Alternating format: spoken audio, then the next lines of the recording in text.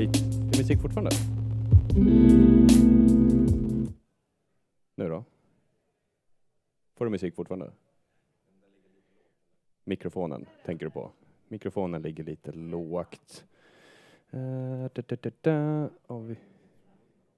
Ja, precis. Kör lite. Testa något sånt här nu. Nu pratar jag i normal nivå som jag tänker. Så här pratar jag och vi hörs ut i PA:t. Och ska vi se hur det går i streamen. Och om du vill att jag ska höja så kan jag göra det. Inga problem.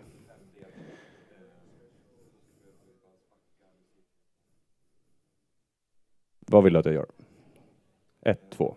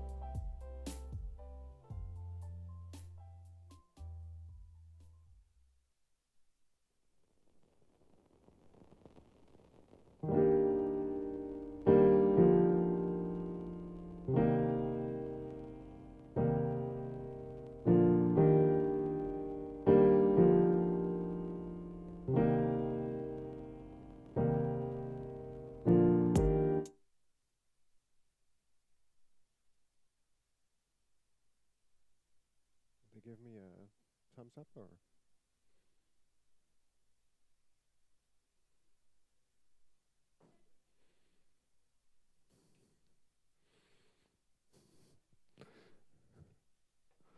I'm just waiting for the thumbs up from the streaming. So we're almost ready. We good? We're good. Welcome and good afternoon. Welcome to the event. Today we will be closing the gap in deep take for a sustainable Europe. Or maybe we'll not quite close the gap today, but we will at least start. Welcome so much to this event hosted by the EIT ecosystem. It's a community event and it's the first of its kind. My name is Anders Hvid, and when I'm not moderating on stage, I run a small think tank based in Copenhagen, where we are scouting the future for emerging technologies. And education and educating people is part of one of the core things of what we do. As Europe, as the rest of the world, we are in a transformation. The acceleration of technologies are profound and across any sector, and they're disrupting the usual way of work. Let me name a few examples. The space race is on, and it's not about going back to the moon or even aiming for Mars. It's about satellites. It's about data. And it's about understanding what we can learn about ourselves and the climate issues and mobility and agriculture, and in so many sectors we are gaining new data from space. Quantum computing is another hot topic. Within a foreseeable future, we can expect these new types of computers to become capable, not just of running massive simulation that can again help solve some of the climate issues that we face, but they'll also break all encryption as we know it, and this will pose immense risks to both national states and companies. Artificial intelligence is the current talk of the town. The so-called large language models, known as ChatGPT, has taken the world by storm. Even with all our great universities and all their research, no one saw this coming. At least no one shouted high enough for our governments and our education systems to react. And now education will never be the same again. I know my daughter is certainly educating herself in a different way. But education is really just the first sector to take a hit from these language models. These technologies will transform our societies. And the list goes on and on. New energy sources, 3D printing of houses, utility robots, augmented reality, just to name a few. And Europe is lacking behind. The US and China is in many ways leading the development. Take the space race, as I mentioned. SpaceX is firing their Falcon rockets with a payload of 22.5 tons. And they even bring the boosters back in an upright position to be reused. In Europe, the ESA is building the Spectrum rocket that is disposable and only carries 1 ton. We need to step up. And there is no single solution. There is no silver bullet for Europe to catch up with US and China. Today we are in Sweden, the beautiful city of Stockholm, and if there's one thing we learn from the Swedes, or maybe the Nordic country, it is that education works. We need to educate the European population. Because not only will we need the skills to thrive in a digital world, we'll need the education to shape and mold our future in our own reflection. Technology is not neutral. Technology is shaped by the people who invent it. And this is also a reason for us to step up our game. So this is why we're here, to talk about education, upskilling, to talk about how to help Europe back in the forefront of the technological revolution. This is the first event on the EIT Deep Tech Talent Initiative. And through this initiative, the EIT has taken on the challenge of upskilling and educating 1 million people in deep tech areas by 2025. 1 million people over a 3-year period. Indeed, an ambitious target. So let's get to work. I want to welcome the 100 people here in the room attending here in Stockholm, but I also want to welcome the people who are attending online. And for those attending online, on the screen you can see a chat and a Q&A. The chat is for you to have a dialogue while we are busy on stage. You can chat with each other. For those in the room, you're not allowed to do that, please note. And for the Q&A, if you use the Q&A there, you are capable of asking questions to the panel and the speakers as well. On the right hand of the screen, you should be able to see an attendees icon, and we encourage you to browse who's there with you. And if you see someone of interest, do reach out. Being online is no excuse for not networking. And for those of us who are in the room, networking is a key part of the event today. We hope you will take the opportunity to meet and greet also people you haven't met before during the breaks. Also, I'd like to mention that in the networking area where you had your lunch, there's a pledges corner. So some of the former pledges will be there in case you're interested in knowing more. And before we start, a few practicalities. In case of an alarm or an evacuation, you can either move back to the room and through the hallway there, or there's an exit also in that direction. The agenda of the day should be here. And I'm not expecting you to read it through all of it. I guess you have already been looking at it before coming here. We will run a few presentations and a panel debate, and then around 20 to 3, we will have a longer break where you can once again network before convening here again. Let me see. I think that was my introduction. Are we ready? Then let's get started. It is an honor to introduce our first speaker, Pia Sandvik. You are the CEO of RISE, the Research Institute of Sweden. Please give her a warm welcome.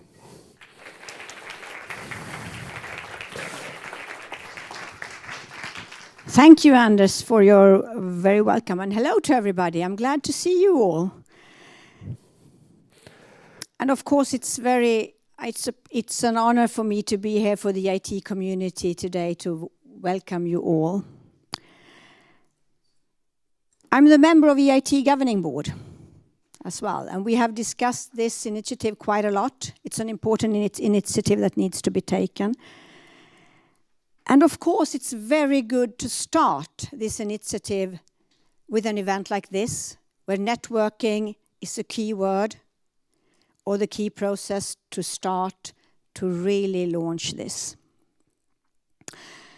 And it's also organized under the auspices of the Swedish Presidency, of course, and it's, as Anders said, the first planned event. Deep tech has the power to drive innovation across the economy, the society, and this new wave of innovation is a key element at play when it comes to the areas that the presidency has prioritized for its program, including competitiveness, security, and green digital transition.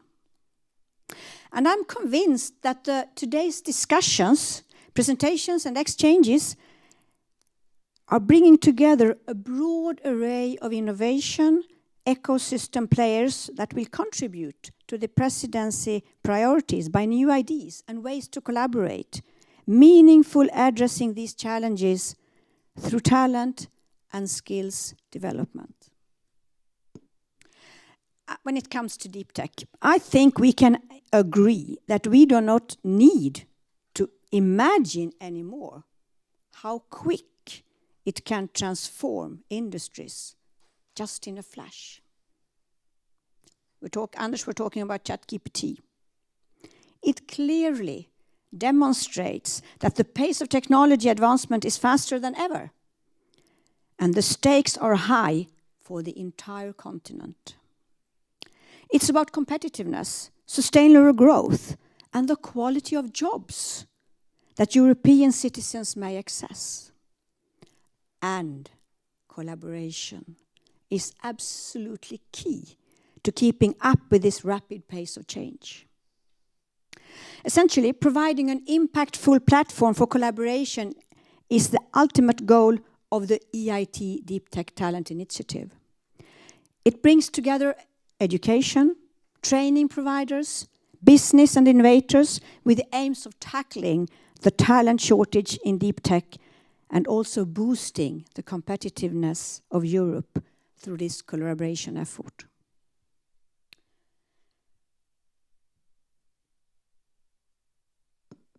Launched by the European Commission's new European Innovation Agenda in July 2022, the Deep Tech Talent Initiative is EIT's pioneer program, jointly implemented through its innovation communities, all the KICs.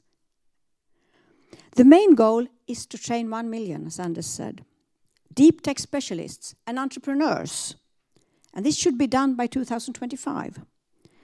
But the Deep Tech Talent Initiative serves a much greater long-term purpose. Deep tech includes all the technologies we need right now to face down global crisis. The climate change, managing our energy sustainability, and pandemic and other health challenges. By increasing Europe's ability to innovate in deep tech fields and making this tech widely available, we can really accelerate our progress, and the world's progress as well, towards a green transition. Semiconductors and quantum computing are both excellent examples of where talent competition can be quite fierce and where European companies are really asking for help. In response, in close cooperation with the European Commission, the IT community is rolling out pan-European education programs to develop and to retain a strong deep tech talent pool across all member states, directly addressing the gap that exists in the skilled labor. The EIT fosters the knowledge triangle model, which is uniting business, research, and education. But the goal isn't for EIT to be the only driver in this initiative. Besides being an education provider, we see the role of the whole EIT community as a matchmaker and nurturer, bringing together partners from the deep tech sectors with unique perspectives that will ensure that the initiative is making the impact that industry needs. The result of our work is that business research and training and learning institutions get a better sense of each other's needs and what everyone can bring on the table for European innovation. When each of them are involved in the education and the career journey of our learners, that will ensure that that gives them all the direct say in how the future of Europe will take shape. We see the relationship between these programs and partnerships that can create, endure, and thrive. And we believe that's what makes the EIT model unique.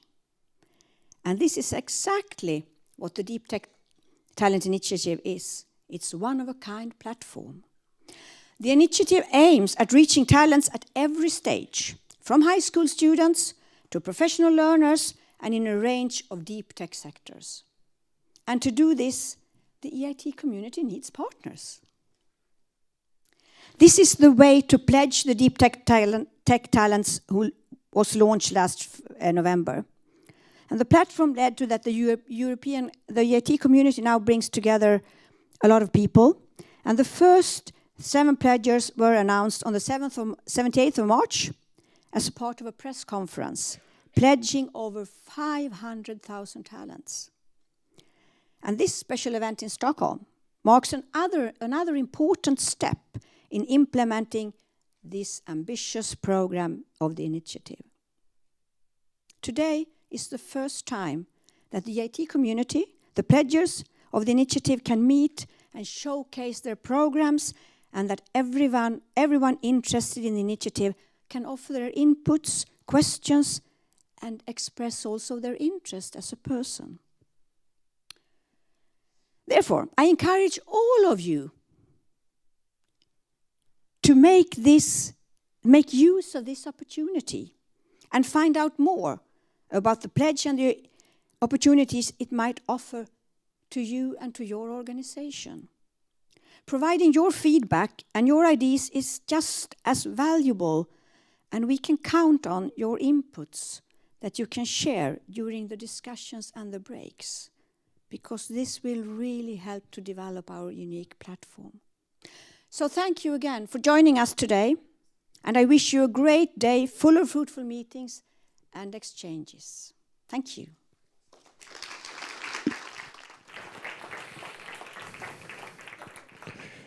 Thank you so much, Pia.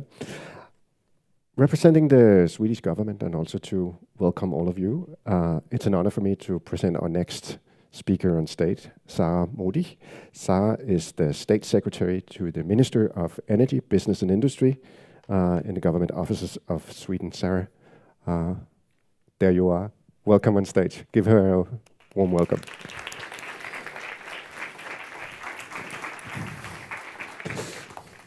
Thank you so much. Good to be here.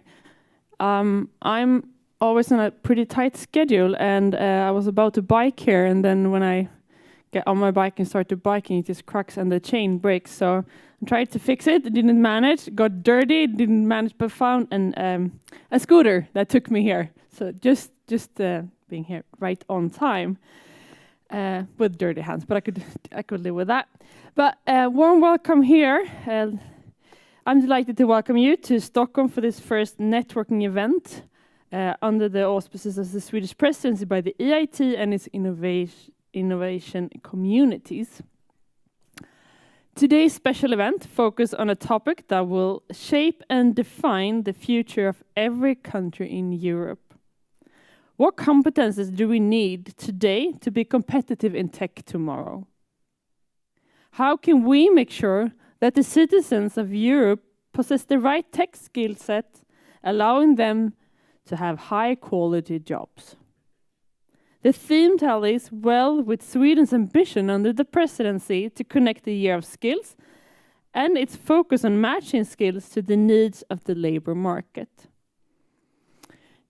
During well over a century, Sweden has refined an innovation ecosystem that has taken us into a leading position in the global innovation. Sweden is thus taking innovation and deep tech very seriously. This sector is vital for tackling the many challenges we now face all around the world, from climate change and security to health and energy supply. There are innovations beacons all over Europe, enabling the region to be recognized as a global scientific powerhouse. We need to further strengthen our innovation potential to translate the good ideas and knowledges into innovation, economic activities, and productivity gains. The green and digital transition are key political priorities, obliging us to be in the forefront of advanced technological innovation. Despite the fragmentation of Europe in national borders, a strength supported and reinforced by the European Union is the ability to build networks. The younger generations are eager to live in an interconnected Europe, sharing their values and their cultural diversity. They are the vibrant heart of our old continent that is constantly reinventing itself. There is tremendous potential in the new era that awaits around the corner, but we need to do differently compared to in the 1980s when Europe allowed digital leadership to slip out of our hands. We have the opportunity to build an industry based on many brilliant deep tech companies that can contribute to future-proofing EU's industrial leadership. By harnessing all the innovative power that are now in the starting blocks of their working lives, these initiatives can turn into not only prospering deep tech industries, but also growth, more jobs, welfare, and security. The new European Innovation Agenda aims to position Europe at the forefront of the new wave of deep tech innovation and startups. The EIT Deep Tech Talent Initiative is focused on some key challenges from the agenda that we need to overcome in order to improve the situation and allow deep tech companies to thrive and scale up in Europe, thus contributing to the required level of efficiency with which we carry out the green and digital transitions. As you know, EIT has the challenging task of training 1 million talents in the deep tech area until just 2025. We are definitely on the right track, halfway there with 500,000 trainings pledged, but we can't rest on our laurels. Therefore, I am delighted to see such a broad array of organizations here today, representing innovators, startups, large companies, policymakers, training providers, and academia. And I'm confident that with the help of all of your expertise, we can get one step closer to creating sustainable growth opportunities for Europe by catering to its talents needs. I would like to wish you an afternoon filled with fruitful discussions and the discovery of new connections and opportunities. Enjoy the event and also enjoy your time here in Stockholm. Thank you.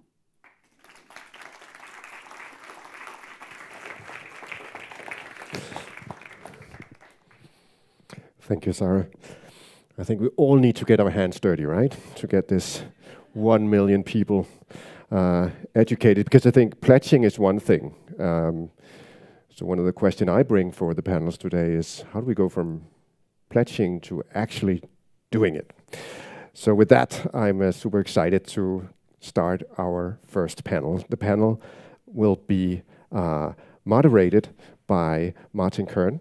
Martin is the director of the European Institute of Innovation and Technology, and he will introduce the topic of this panel. So Martin, why don't you grab the clicker, give him a warm welcome. Thank you, Anders, and thanks a lot to Pia from our governing board and to Sarah from the Swedish government to open this event. Great honor to have you here, and great to see so many of you at this first event, physical event on bringing together those interested in the EIT Deep Tech Talent Initiative. I think it's a great week actually for innovation in Europe, at least from an EIT perspective, because we had yesterday in Brussels the launch of our latest innovation community, EIT Culture and Creativity. So we now have 9 knowledge innovation communities launched and ongoing, working on societal challenges in Europe. And secondly, we have today's event, and next today's European Commission, together with Swedish government, has 2 days of discussions and event on deep tech innovation. So fantastic start of the summer, I would say. My role here is just to do what you get in the beginning of your favorite TV series, a sort of very short trailer on what happened so far. Because the Deep Tech Talent Initiative was officially created last summer. And while some of you were involved and engaged right from the beginning, some of you may be new to it. So before we go into first panel discussions and get the hands dirty, then I would like just to present and bring all of you on the same page where we are with this initiative. As you can see, EIT has started to set up the initiative in last July. It is super ambitious. I think it was mentioned several times to train 1 million people in 3 years, and EIT is actually doing that on top of its regular work, not because we are so crazy, but because simply we think this needs to be done. The way technology has moved ahead, I think there's simply no choice that we need to scale up things, that we need to address the skills gap. I think all of you being here probably shows that this is a valid conclusion to reach. And I think only if we mobilize not just our own ecosystem at the EIT, which is already quite large with 3,500 partners, but everyone in the deep tech field in Europe will we succeed for that. So we will offer, and we have already launched last October, a pledge at our annual summit for anyone to join, to be part of that. And we've been delighted to see such a fantastic response. As we heard that already, there's a lot of expressions of interest, but also many that have pledged to be part of that. So I think we're off to a good start. What we try to do is obviously enhance the numbers, so scale up existing training programs, because we have lots of them in Europe, fantastic ones, but often not at the scale, also obviously expensive and maybe not accessible widely enough to reach that. And no one else but EIT is well placed with our network, being Europe's largest innovation community, to find those trainings, courses, skill development programs, and bring together, scale them up, and also create, of course, new ones. And for creating new ones, we have to listen to the needs, to lead from industry, need from education system, to see what do we now need to do to really be prepared and use those new deep tech technologies for the goods, because that's what EIT is about, addressing the societal challenges. Of course, there are risks as well, but what we want to do is channel that to the good. But the first step is, of course, to understand them, to be skilled about them, and that needs to start in schools, go through the education system,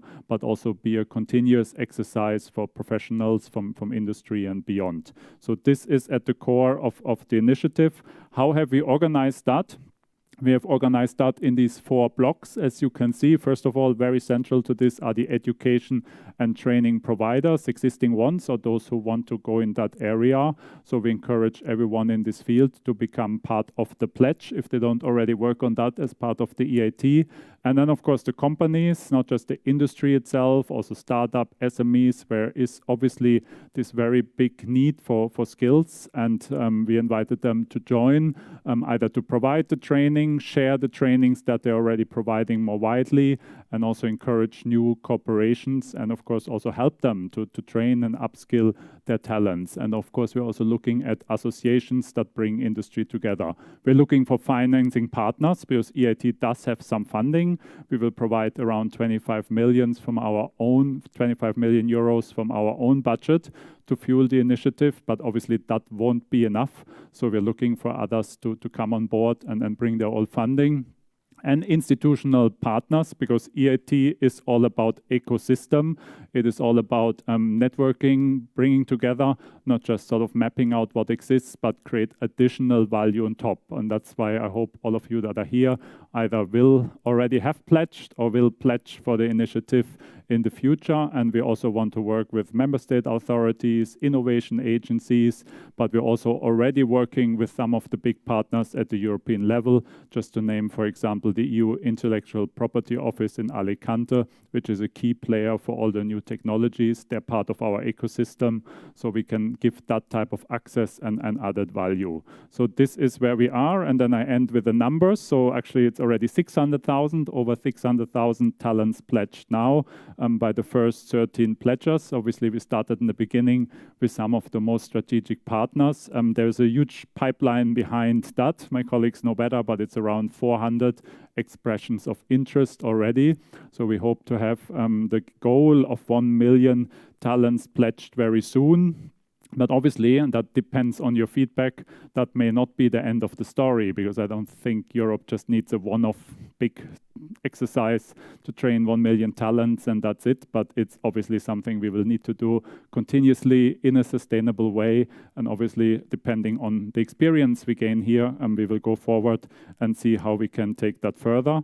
What we offer when you join the pledge is not just to be already connected to the EIT community and everything that it offers, but also do specific events such as this, networking for this exercise. But more than that, we will have a first call with funding coming out in July that will allow those and only those who have pledged to do cooperations together, so to expand courses, to create new courses, to improve them, and depending on the response, and that's why this event is so important, on what you tell us, we will design further incentives, be they financial, otherwise. We will certainly do focused events on AI, on cybersecurity, on other topics where those which are in this field get together. So this is really an initiative still to be shaped, not something that is already rolled out for the next 3 years, but we will shape it together with you that want to be part of that. That's all from my side to set the scene. Anders, shall we introduce the panel and get the hands dirty? Let's do, Martin, let's do. So time to introduce the panel. Among the panel are 2 pledgers. Big pledgers is already participating in the program. From YA Europe, we have Salvatore Nigro.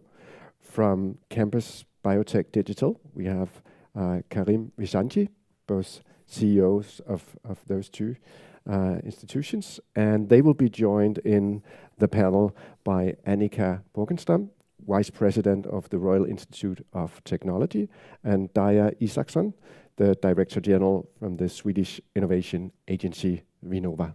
Please welcome them on stage.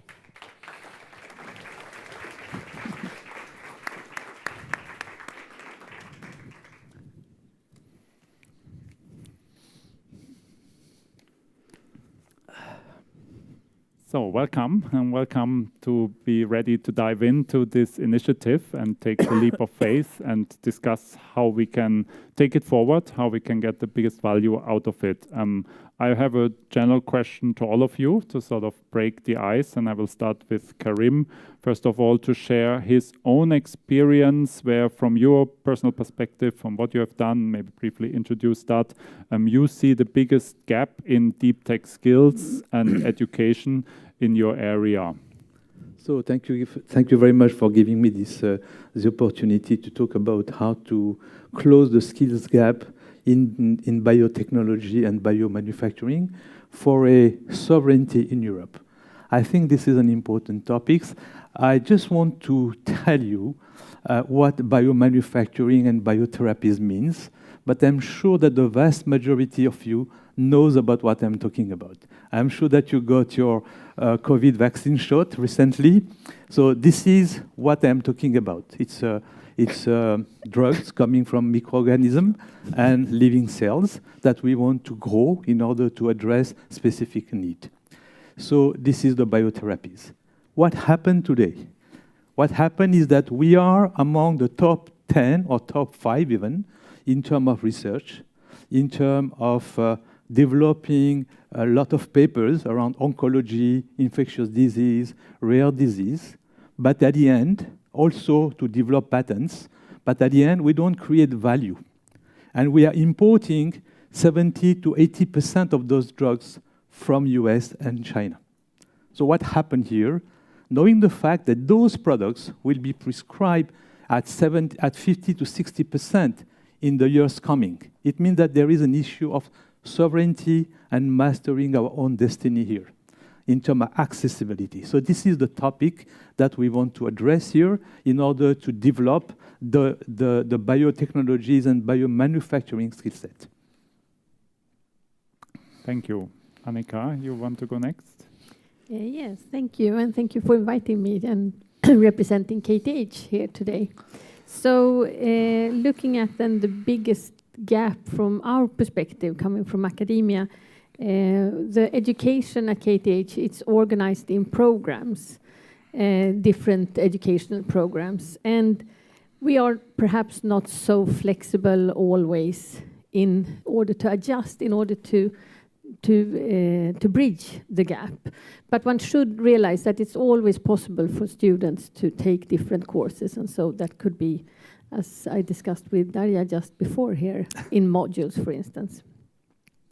And one can also reflect and think about if those programs that we have, if they also should be more adapted to the needs for the knowledge and the applications, and that should be probably more clear in our programs.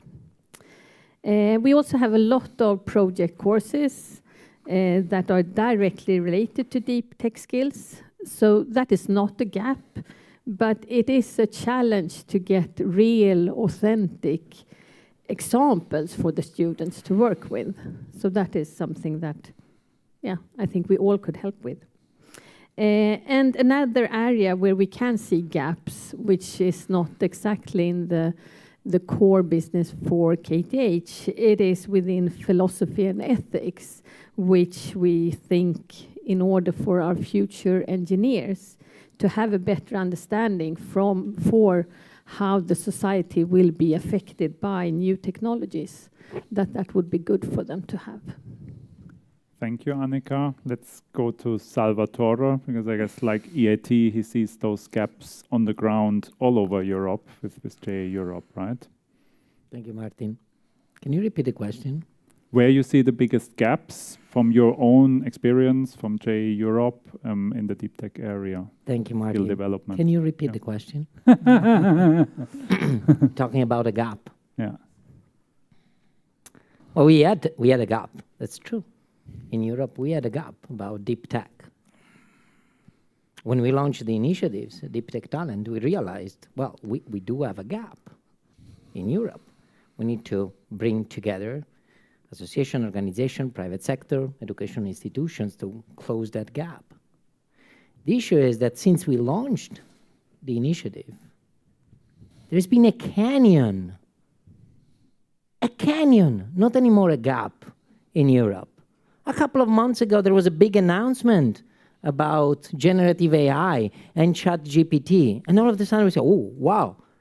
And then 2 months later, they opened the API.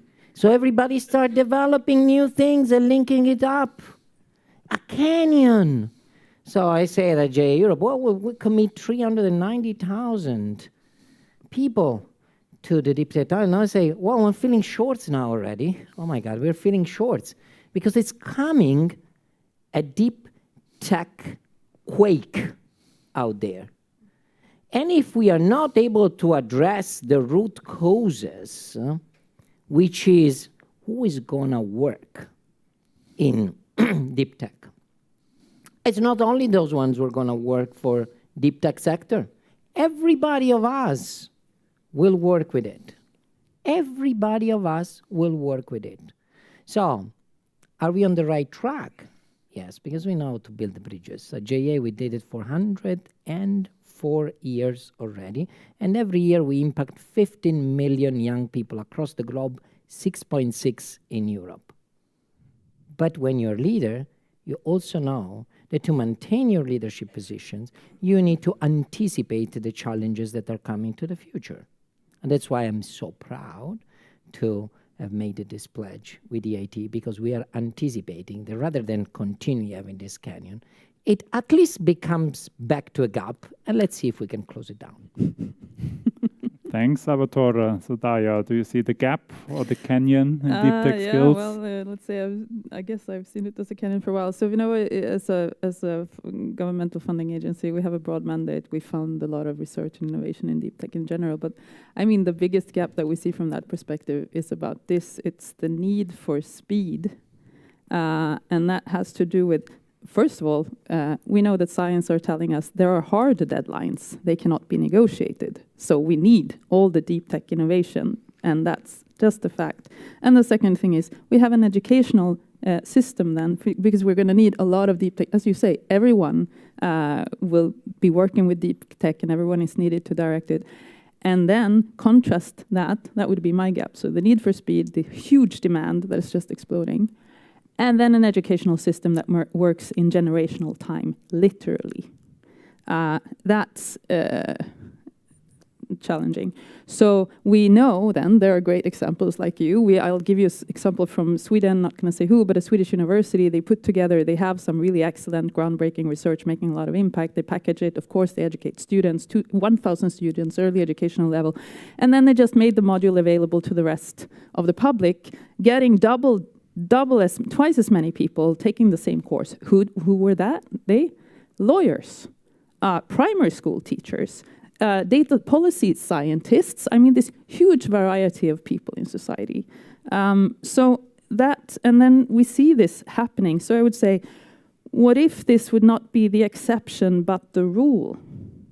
What if this would be something that we always do together? What if it would be built into our system that the latest, best knowledge is always packaged in a way, made available? Then every space is a learning space. Every working place, every library, every street, etc., will be a place of learning, because learning then, that's a social process where we need each other and we need places. But the actual content should be moving a lot faster, and that's why I'm very excited to be here. And then we can start talking about the stuff we already have that we're going to connect now and bridge the gap. That's exactly the next question. So we'll stay with you, Daya. So you all explained where you see the gap. So let's discuss what you are concretely doing about that already. Maybe start with Daya and Vinova, and then obviously we can see what more we could do together. Okay, so two things. First of all, one of the things we need to do always is increase the. We have a lot of underrepresented, untapped talent. So that would be women or underprivileged groups, etc. We fund a lot of research and innovation in deep tech, as I said, building in, like making sure we have role models, making sure that women are getting engaged, getting access. That's built into everything we do. Working with underrepresented groups in general. We also have, like, working with civil society, making sure that they can tap into AI, so we have a lot of different things that we have been doing. But one thing that I'm very pleased about is that we also got the honor, I would say, of funding some people. We will see some initiatives here that I know are connected to EIT manufacturing, Production 2030, for instance. Examples that actually got KTH and Chalmers and leading universities together with industry, looking at, in every research project that we do, what could we actually package for this, making it available. So we have the experience and the collaboration right now that have kind of been building momentum. So that's great, and not enough, because the gap is still there. But I'm eager to listen more to how do we, together with this initiative, take the next step.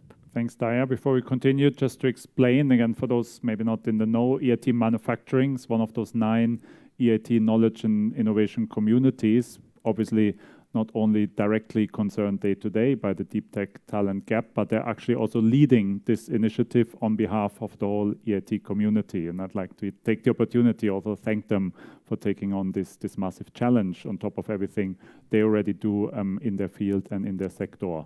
Coming to Annika, because just like Vinova, KTH has not yet joined formally the Deep Tech Talent Initiative. So also question to you, what in KTH you're already doing? What sort of programs do you have to address the gap or the canyon? Well, as a technical university, we have always educated towards deep tech in many different areas, and like quantum mechanics, nuclear physics, materials, advanced chemistry, machine learning, industry 4.0. So, I mean, we are doing a lot already.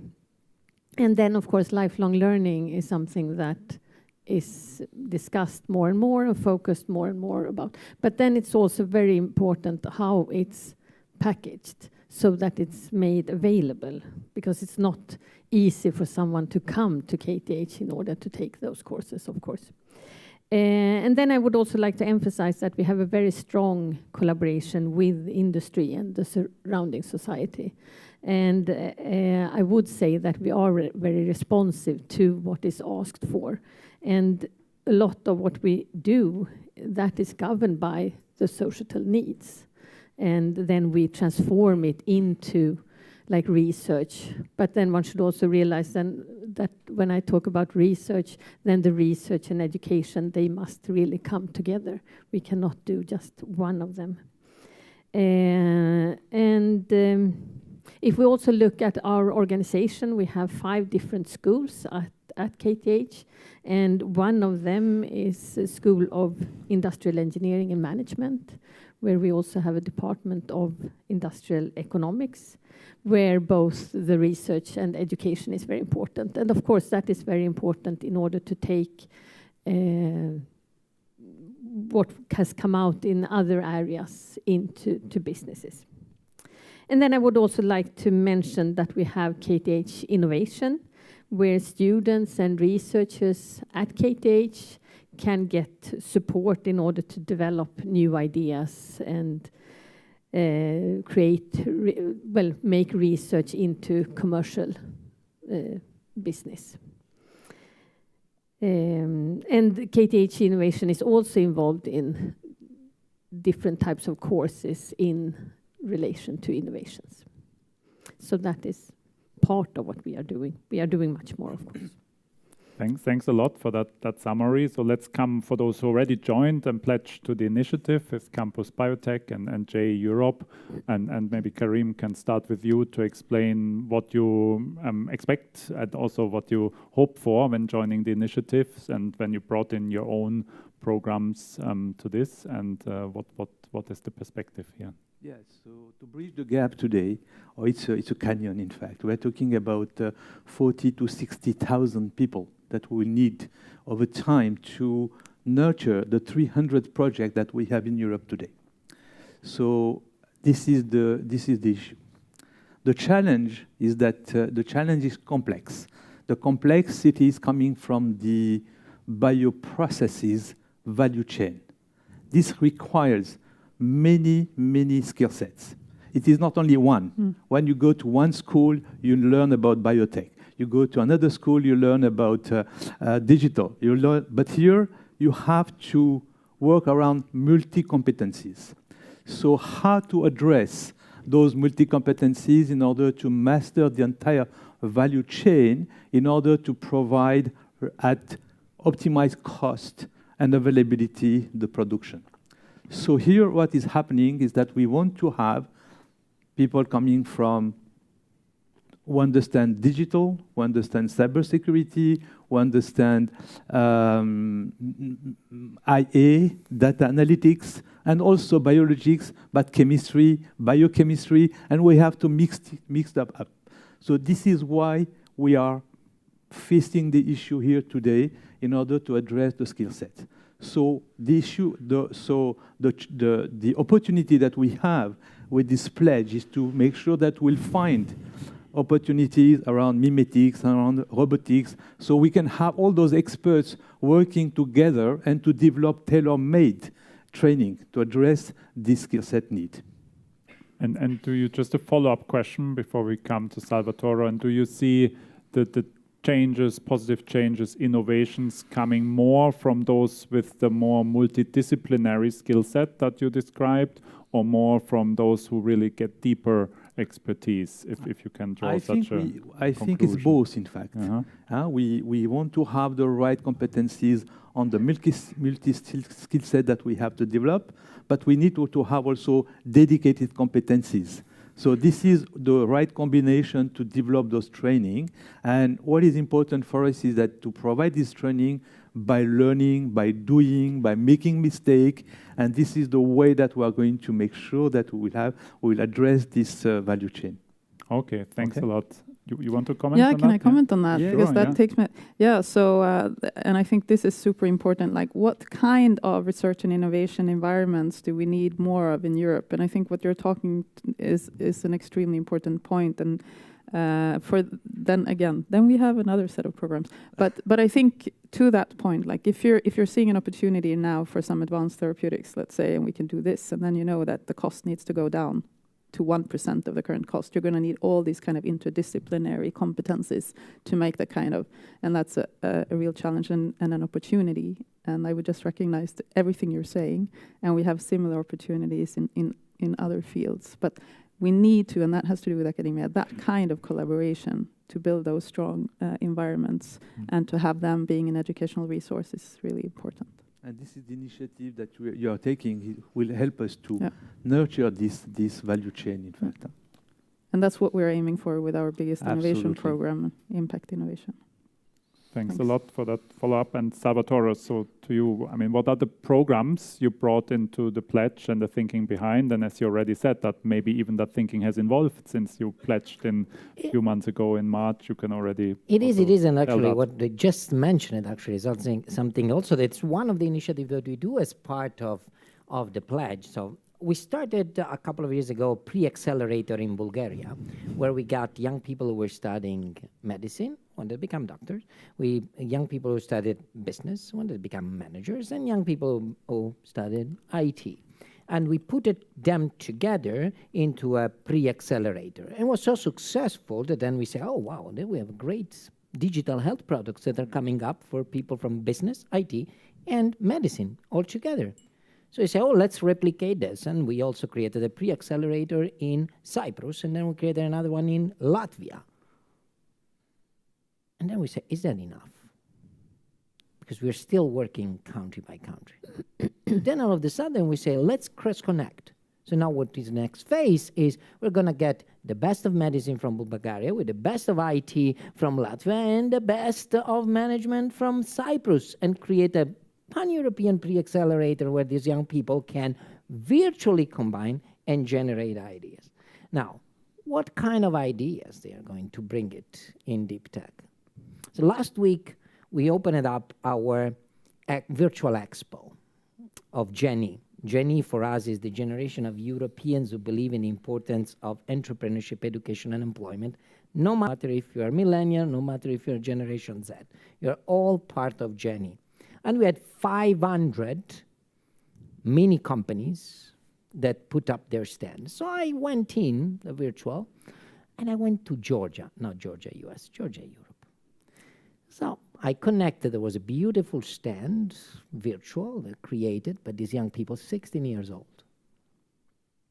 I said, let me make a video call here, let's see who show up. And they showed up in a remote school in Georgia, 16 years old, 2 young men and 2 young women. I say, what is this about? What do you guys have created? This. And they show me gloves, 2 gloves. They were putting gloves there. I said, well, that's gloves. What is it? No. We equipped it with artificial intelligence sensors for people who have hearing impairments. And you see, as soon as we move, and we're moving with language signs, it was automatically translating it into the screen behind them. Not only, they were also telling me, where are you from? And I said, I'm Italian. Oh, they translated into Italian already. 16 years old, in remote Georgia. We've connected to a virtual expo in order for them to showcase what they're able to.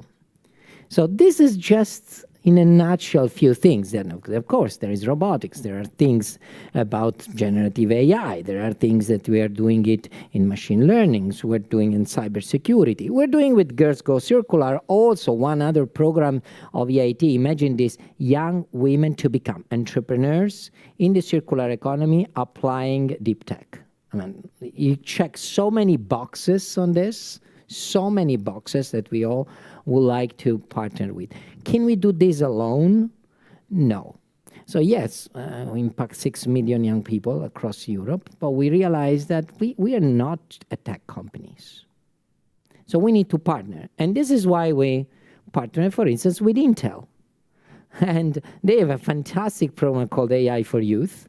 We have a program which is called the Company Program, in which I also see where is Vanessa from Abodo, another great company out there that went through this program.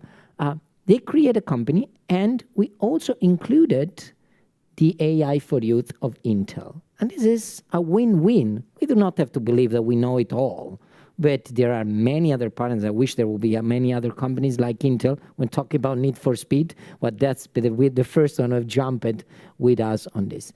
So 390,000 is a very big. We'll do it through short initiative that sparks the interest of young people about deep tech, to initiative that will prepare them, and initiative that will help them to succeed with micro-credential, with certification.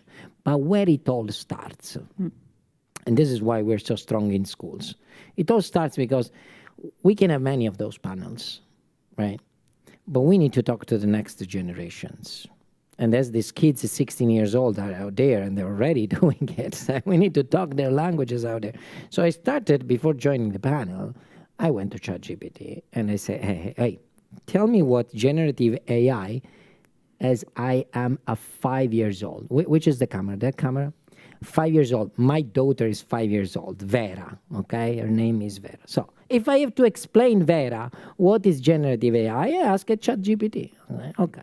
So generative AI is a type of a computer program that make new things by itself. It's a new friend for you. For example, it can write stories, tales, draw picture, or make music. It does this by learning from a lot of examples of what it wants to make. For instance, to write story, it reads a lot of stories first and learn how words go together. Then it writes its own story that are similar but different from the ones it read and generates a new story for you to sleep. So sometimes it makes things that are funny, beautiful, or amazing.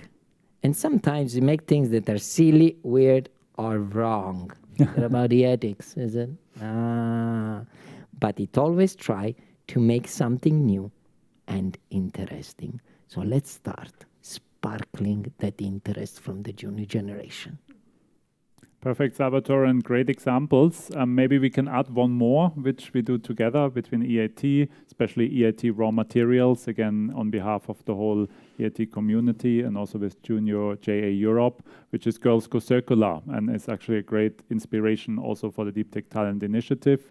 This is a program which started in a limited number of countries to support women in school, young women at school age, to get digital skills, to get circular economy skills, obviously in the context of digital and green transformation that we're in. Now, this program got so successful, and it's also an online platform, but actually teaching in schools as well, so working with schools on the ground, and there JA Europe was fundamental to open up their network for us, that now we have translated this in all the EU languages. It even goes beyond. It's also in Ukrainian, for example, so it can be accessed by young women from Ukraine who are displaced across Europe, and already trained close to 40,000 girls. I think that's the target. That's such an important process, so as I said. An example what you can do together. It checks so many boxes, you know, on empowerment, on circular economy, on digital. And as you said, we are also doing this in Ukraine. It's quite difficult these days, but we're still doing it in Lviv, in Chernivtsi. While we're talking, we have schools out there that are doing it. Yeah. So that's an initiative anyone could immediately support and join. But of course, there are many others we can create together. And that comes to the last round of questions before we also open up, of course, for Q&A. So I'm very interested to find out from the panel where they see the further potential, taking it for granted that we will train the 1 million talents by the end of 25. What other milestones can we achieve? What other things we could do together? So it's time to sort of dream and have some visions ahead. Karim, you want to start? Yeah, dreaming is not always easy, but let's be a little bit more practical. What is important here is to, as I mentioned, we have to find a multifaceted approach. And I think that this kind of initiative that you are leading will help us to find this multifaceted, because this is an innovative area. Everybody would like to keep their own knowledge, but this knowledge has to be shared. Otherwise, it will not be easy to create this understanding of the complexity of the value chain that we have to handle. And this is totally reversed. When you go to US, for instance, they're already working like this. And there is, of course, some patterns, but they have a patterns in certain level of their value chain, but there is a wide area where they can collaborate in order to enhance and accelerate, I would say, the understanding and share this understanding to the future learners in order to master this value chain, which is quite important for us if we want to master our own destiny in terms of health. Annika, your wishes? Yes, I was connected. It will be connecting to what you have talked about the different skills, and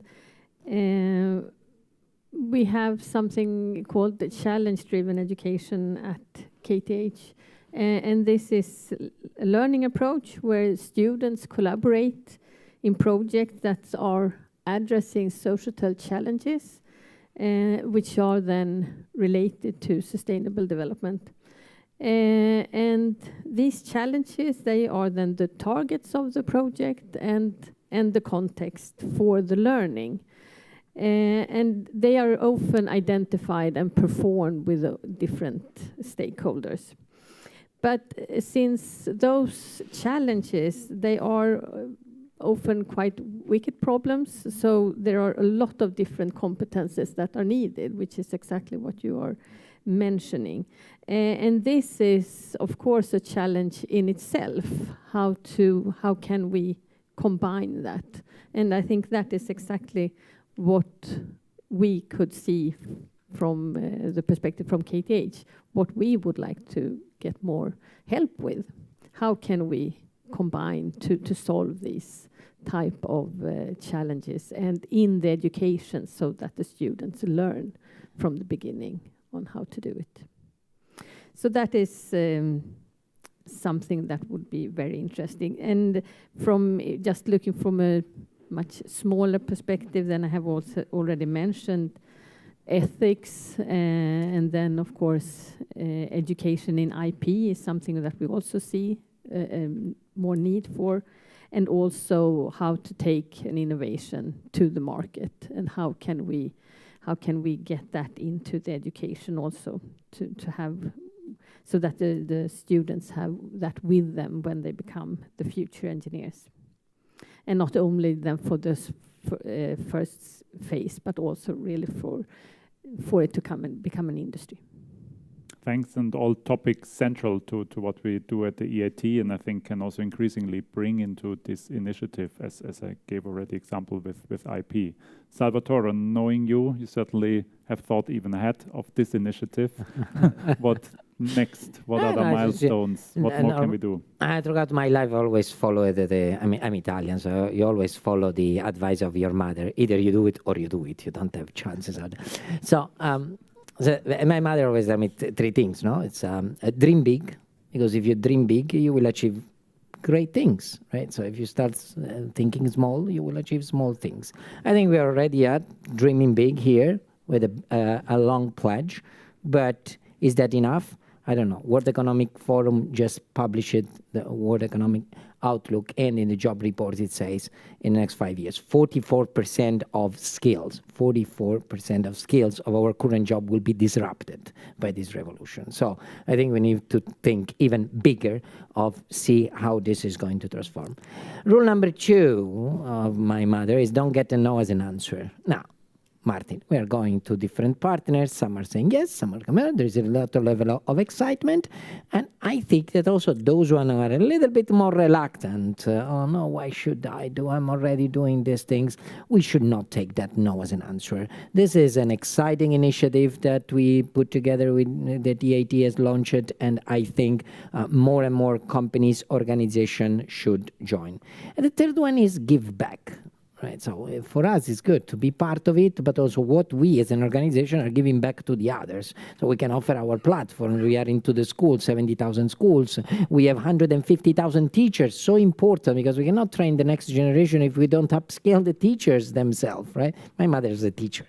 So, I mean, she's learning it, but so important also to train them. So, give back, it's important, goes back to what you just said. No, we share this culture of sharing, entering into a partnership. It's okay, I'm putting this on a table rather than what I'm getting out. And something will come up. And if it will not come up, we'll ask generative AI to give us a solution.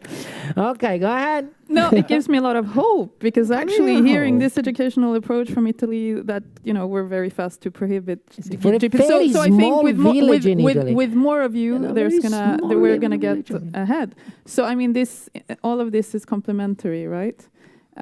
So the new value chains that we are now accelerating, that we really need, the only chance we have at security, prosperity, etc., they require the upskilling. They require us building, you know, the solutions and the skills to drive them. Those factories that you were talking about, that they don't exist yet, but we need to train the staff at the same time. That requires interdisciplinary approaches. And we can't have the people for that unless we have these kids with these early formative experiences that you're already creating, because this is super exciting when, and I think I speak for many, like, yes, why am I here? It started in a lab in the 90s with a dad who was like your mom, like you can study anything you want, science or technology, and here's the lab. That's cool. So creating those opportunities. So what these things have in common, the need for interdisciplinarity, I think, from everything, the need for experimentation, and absolutely for the pay it forward thing. And then that requires a shift. And I appreciate, Karim, that you also highlighted, look, in the US, a lot of this stuff is already normal. It is a win-win. This is how we grow the cake. It's not a threat. It's not like I will suffer in my academic corner. This is how we actually become successful together. So I guess we should just run with it. And then, of course, I feel check on we're funding this type of thing. And the check, we want to promote it, but then I have to ask myself if I'm making the most of my mandate when I'm thinking, yeah, but the kids are not really our responsibility. Maybe I have to change my mind. Okay, thank you. Thanks, Diane. It's important to hear that from you, because Sweden not just been thinking, dreaming big on innovation, but actually been delivering big, including one of the biggest success stories from EIT, like Northvolt. So actually there's a lot of experience here, how to do that, you know, how to create an innovation ecosystem that delivers big. And I think that's the other part that I should have represented better, maybe, because here's building the kind of manufacturing for the future, here's building the talent pool, right? In terms of the upskilling, so all the multinationals that are out there that are really changing a lot now, they also need to do even more with the people they already have. And that's why I appreciate the examples that I hope you'll hear more about later, like the Civil Engineer 4.0. There's a learning lab. So here are multinationals working with academia, taking the research results into actual upskilling practice, and that should be mainstreamed. So that's the other component. Like that has to be a mainstream behavior in industry, academia collaboration. You will certainly hear more about that, because I know Johan from Chalmers, who will chair the next panel later on, will certainly present some of those examples. Thanks to the panel, but we're not done yet. I'll ask actually Anders to help me and see if there are any questions here from the audience or online. Hopefully you found this first round of discussions inspiring. Anders. Thank you, Martin. So now it's your opportunity to ask questions for the panel, and that also goes for those of you who are online. You just write in the Q&A, and we'll announce your questions here in the room. We have two questions first.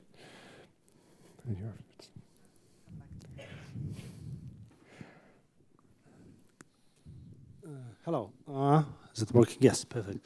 Hi, Michael. Joga from Intel. So I was already called out by Salvatore. Thank you. But I want to ask a different question a little bit, not focusing on AI this time. I'll be talking about it a little later. Recently, Europe agreed on something that is called an EU Chips Act, right? So the global semiconductor production as of now splits more or less into, let's say, 20% US, 10% in Europe, and 70% in Asia.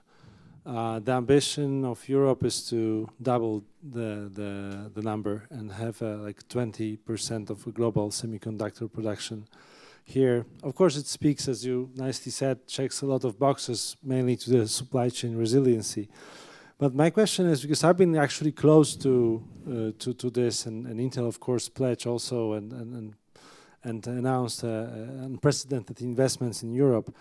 How can we create this kind of value chain system that, you know, after such a legislation or the directive like EU Chips Act, and after such commitments from companies like Intel, there is this link between the future need and current education? Because for us, the biggest challenge in Europe, and maybe it's for you, Daria, the question also partly, is, you know we're going to need a lot of people in semiconductors in 3 to 5 years from now, right? And because it's like a set process, right? 2 years site selection, 2 years building the fab, 1 year equipping the fab. So 5 years from now, 3 years from now, we will need a lot of engineers, which is a part of a deep tech, right? Because semiconductors is one of the fields. How do we create in your mind this effective system of really active listening to industry needs and also providing required talent. That little question, like I'm going to sew together a strategy for Europe on how to succeed in it. I'm not sure I have a spontaneously super good answer. I'm not even sure I'm certain about the question. Let's put it this way. If I look at the CHIPS Act from a Swedish perspective, we understand and we know that we can contribute considerable critical knowledge and innovation capacity, but there is no chance that we are even near enough. Like the puzzle has to be laid out. So I guess the first response would be this. We have a strategy in Sweden related to this, looking at Pia, thanking her for that. But it's like looking at the whole picture and then admitting we need each other and be willing to like put resources into building something together. So that requires this kind of win-win thing. Then if you start thinking about what do we really need, and I'm not sure, I'm on a... So looking then at what core capabilities and knowledge do we need? And I'm seeing like what are the opportunities now, what's going to happen with RISC-V, for instance, and all of this in terms of just enabling a lot of new innovation. So putting that into the 16-year-olds' minds and understanding, like what should they be tinkering with already to make the most out of this? That would be another question that we might not be looking at as seriously, but I think that could be helpful. But if that's, and then serious investments will be needed. So here is also from a personal national perspective, if we're looking at it, Sweden is already a big, puts a lot of input into research and innovation, 3.3 to 3.8%, it varies a bit of GDP, 70% of which comes from industry. But seriously, I mean, Israel, South Korea, 5% of GDP, Finland put into law 4% of GDP just now. I mean, we also have to be honest about Europe needs all of Europe. But the ones who are telling themselves we can contribute will also need to take responsibility in providing resources in terms of tech infrastructure, in terms of knowledge production. I would maybe on the art wouldn't have an answer either on the semiconductor sector, but see what has been done in other areas in Europe to face similar challenges. Example of batteries, European Battery Alliance, which is exactly a platform bringing together the policymakers, bringing together the industry, the new companies, the unicorns, the Northvolt and others. And that's actually coordinated by one of the EIT communities, EIT InnoEnergy. And one of the more recent add-ons has been a European Battery Alliance Academy. So also to deal with the skills dimension. So if you have everyone around the table, and maybe for semiconductors, even this initiative can offer some room for discussion, then that's at least a good start to think what sort of structure may be suitable to address that challenge. More questions, I'm sure we have. Yes, yeah? we have. Hi, my name is Min from Generation. Thanks for the panel. Often we think about, or we talk about tech education, we think about young or younger learners. But Europe, unfortunately, is an aging continent, and we have a lot of people over 45 that needs reskilling, skilling, upskilling. I'm curious what thoughts you might have in terms of providing incentive or shaping the incentive structure, but also the educational offerings that would be adapted to their needs and where they are in life right now. You were looking at Daya, so maybe the question was again addressed to her, or we'll pass it on.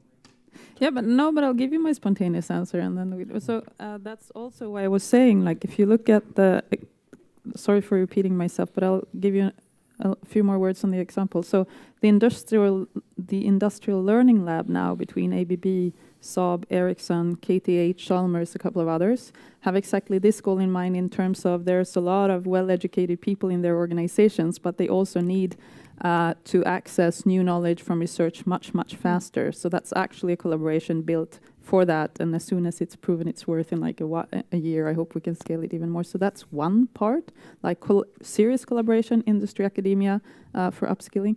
But then, of course, also the other example I just gave from Sweden in terms of here's a fairly introductory course, but it's relevant for so many more than students. And if you just make sure that the opportunities are there, you don't have to design exactly for who. You will get a wide variety of people taking their opportunities. In Sweden, there is a collaborative approach also to who's going to pay for it. And I think we got pretty far ahead, but then if you don't have that in every country, I guess the message would be who needs to pay for it? Everyone. Unions telling their members, oh, we negotiated for you, you have 5 days a year. They're lying. That's not going to be enough. Individuals need to invest. Companies not investing in upskilling their people are going to lose out as well. So you need to find those kind of win-win approaches. But of course, nation level has a lot of opportunity to stimulate it and make it happen. All right, we have just a little time left. We have one more question from the room and then one from online. But if we start with your question. Hey, thank you for the discussion. I'm Eleonora and I'm representing academia, and I would like to add up maybe to the previous question but address it more to Annika. We all heard a lot, and we know that we need to speed up. We need these talents today. We need to educate them today. But in academia, everything is happening quite slow. From the moment when we got the idea about some course or like new course, I'm not even talking about new program for master's students and for bachelors, it will take years before we will actually these people will graduate. Is there any solutions within universities for that, some kind of a speed track for the most need programs or courses? Then if you mean then for people that are older than already in industry, or do you mean for younger people? Both. The students, because I think it's difficult to like have a fast track. Of course, there are different levels for the programs, but I mean, if you are going to have a degree, that will take a certain time with all the courses, and it's not only then courses that you can give digitally. You should also remember that you need often a lot of practical parts.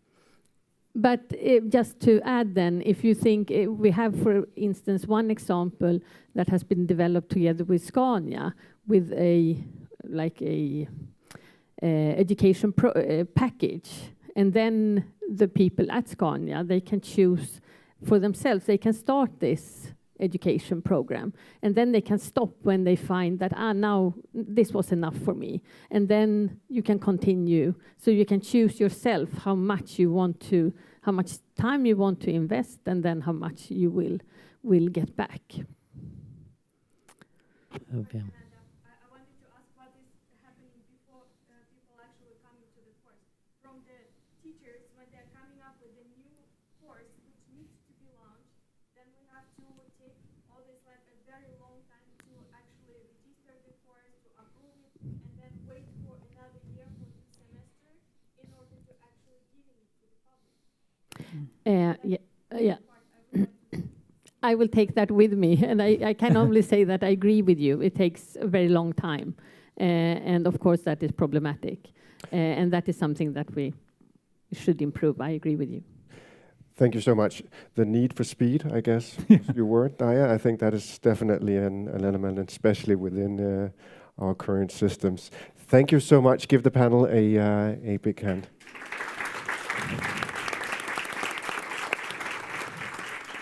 Thank you. Thank you.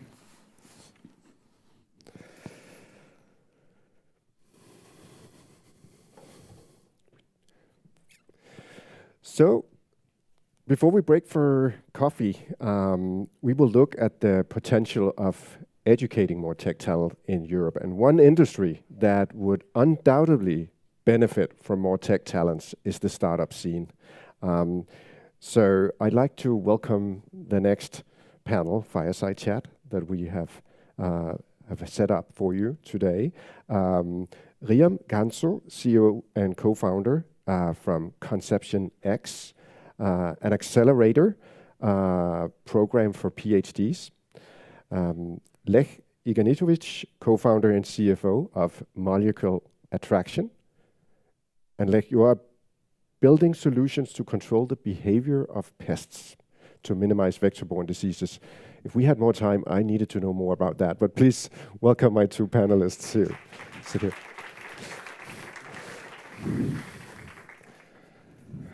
So welcome, both of you.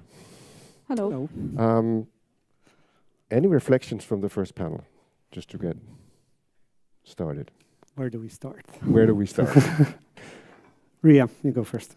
Oh, thanks. I think just highlighting how much deep tech, aside, in addition to other types of technology, especially needs a collaborative approach between research institutions, governments, investors, and coordinating a large number of initiatives and people is always more complicated than 2 or 3 people doing it. So, just looking at the scale and what we need to achieve, I think it's interesting. There are also challenges and lots of opportunities. That's my generic take from the panel. I can speak for a very long time about the things from the last panel, but if we want to be sustainable, right, and create those deep tech jobs, I think we're forgetting that 95% of the economy is not IT. And also most of the jobs which we need at Molecular Attraction or other startups are not PhD engineers.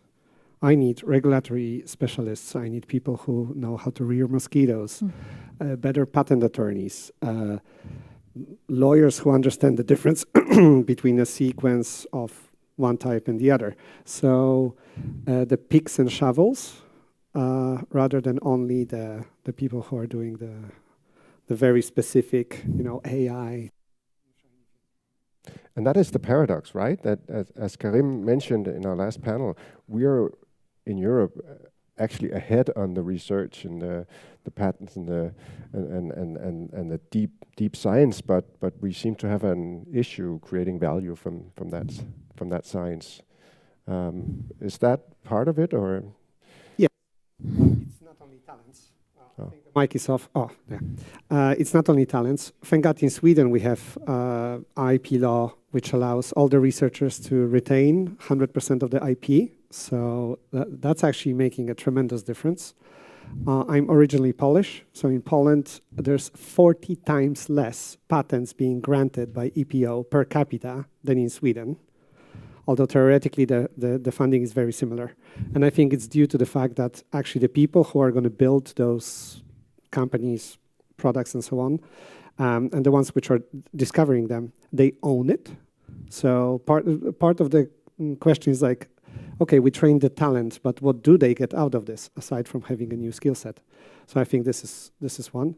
And second, well, US and China, they understand that it takes hundreds of people to push a product, and maybe few of them are actually scientists or researchers. So F1 team has 2 drivers, and Mercedes, I think last year had 1,100 employees for their F1 team. So it only shows you that you actually need a gazillion, jobs to support those innovations. And without this, you're going to have brilliant ideas. They're going to get published and die. So multidisciplinary seems to be a key word here in accelerating the knowledge creation from all this science. From your work, in your organization, in Conception X, you work with PhDs, and I believe they are very narrow in their knowledge. How do you help them broaden their perspective when scaling their businesses? So Conception X is a UK-based organization, and just following from what Les said, and in the UK, it's worse than that. Each university has its own policy with respect to IP and ownership, so they're not even similar. There's no cross-UK policy, so I think 30% of my job is dealing with the tech transfer offices of different universities, which is fun. But I think just taking a step back, what we do is in our model, the university itself is the incubator. So we recruit PhD students who are working on a thesis in deep technology, and we use that time and resource and their university labs to not just write a PhD thesis, but also build a deep tech startup. So it's an exercise in public sector innovation. And to answer your question, they are kind of the tech talent that is required, but we have to overlay that with different parts of the community who will build teams with them. So we bring in people from the business schools who are looking to set up companies now because deep tech is trendy, so there's no shortage of that. But also people from industry who will act as reference clients to these startups, and then the investor community. So it's almost like the center is the university, which is where the IP lays in these deep tech companies, and then we overlay that nationally with all of that infrastructure. It's very difficult. We've been running for 5 years. Not everybody builds companies, but I think the point is that it has to start somewhere. So lots of learnings there. So I think we have had a vibrant startup community within general IT for the last 20 years, also in Europe. But deep tech seems to be different. So how is it different, being a deep tech startup compared to what we would normally address as the startup scene? Dealing with atoms, not electrons. Exactly. It's very hard to engineer around real tech problems. You cannot just throw 1,000 developers on it. It's biology or chemistry or physics. So it's going to be slower. I think there's, aside from money and investments, I think there's an issue with lack of knowledge in the transition phase of the development of the deep technology, or it used to be just called technology. And I'm gonna look for Daria and Annika here, because yeah, exactly what I think from the perspective of a startup, right? Deep tech startup. I actually need more people being trained not to start startups or join my organization, but to join regulatory bodies. I dare anyone to find me 10 people who understand PT19 biocidal regulatory framework in Europe. If you want to make money today, you should, yeah. If you want to make money today and do not start a startup, become a regulatory specialist. IQVIA is calling people who resigned to join them back in clinical trials. So, and it's tremendous amount of money, but those kind of skills are lacking. And someone said something about the older generation needing to be reskilled. Actually, most of those people who turns out to be good regulatory specialists or supportive roles, administrative roles, they're not 25, they're 45, 50. But they just, yeah. But the stuff they learned at the university is like long gone. Whatever I learned technically at the university is like useless today, because that was 100 years ago. But the regulatory framework is going to stay. And this is the picks and shovels of Europe. We're going to have regulation no matter what. Even if it's a Chinese cell therapy, it's going to be registered by EMA in Amsterdam. There's going to be Läkemedelsverket who needs to approve it. There's someone's going to put it in a box somewhere in Poland. So yeah, I would make business there.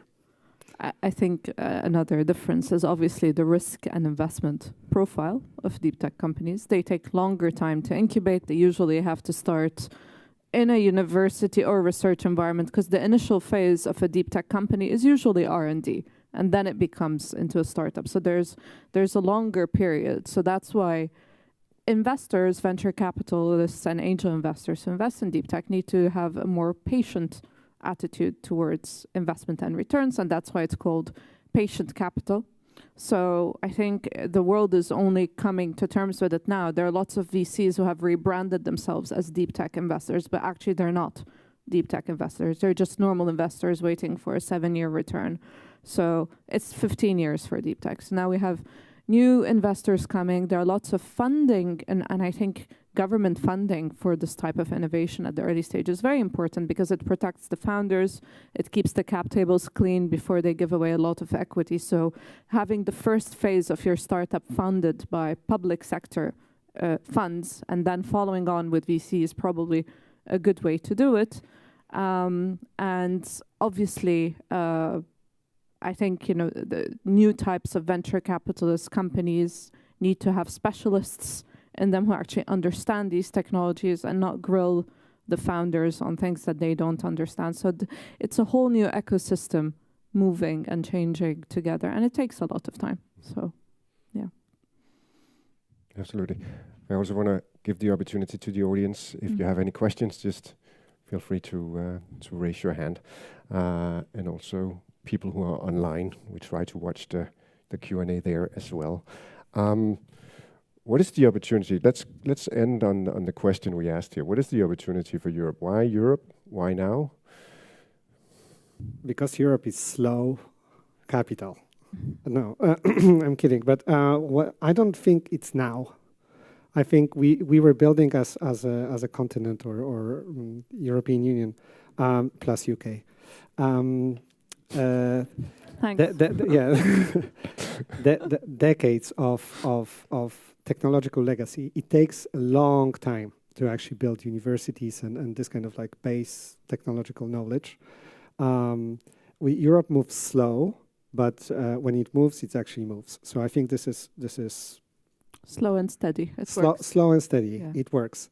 And also, I still going to beat the drum of maybe not going with this gold rush attitude. So being slow is better and training picks and shovels approach. The only company, the only brand which still exists, which was started during a gold rush in California, is Levi jeans. And they were selling denim jeans to the miners. So everyone lost their money except the guys who were selling pants.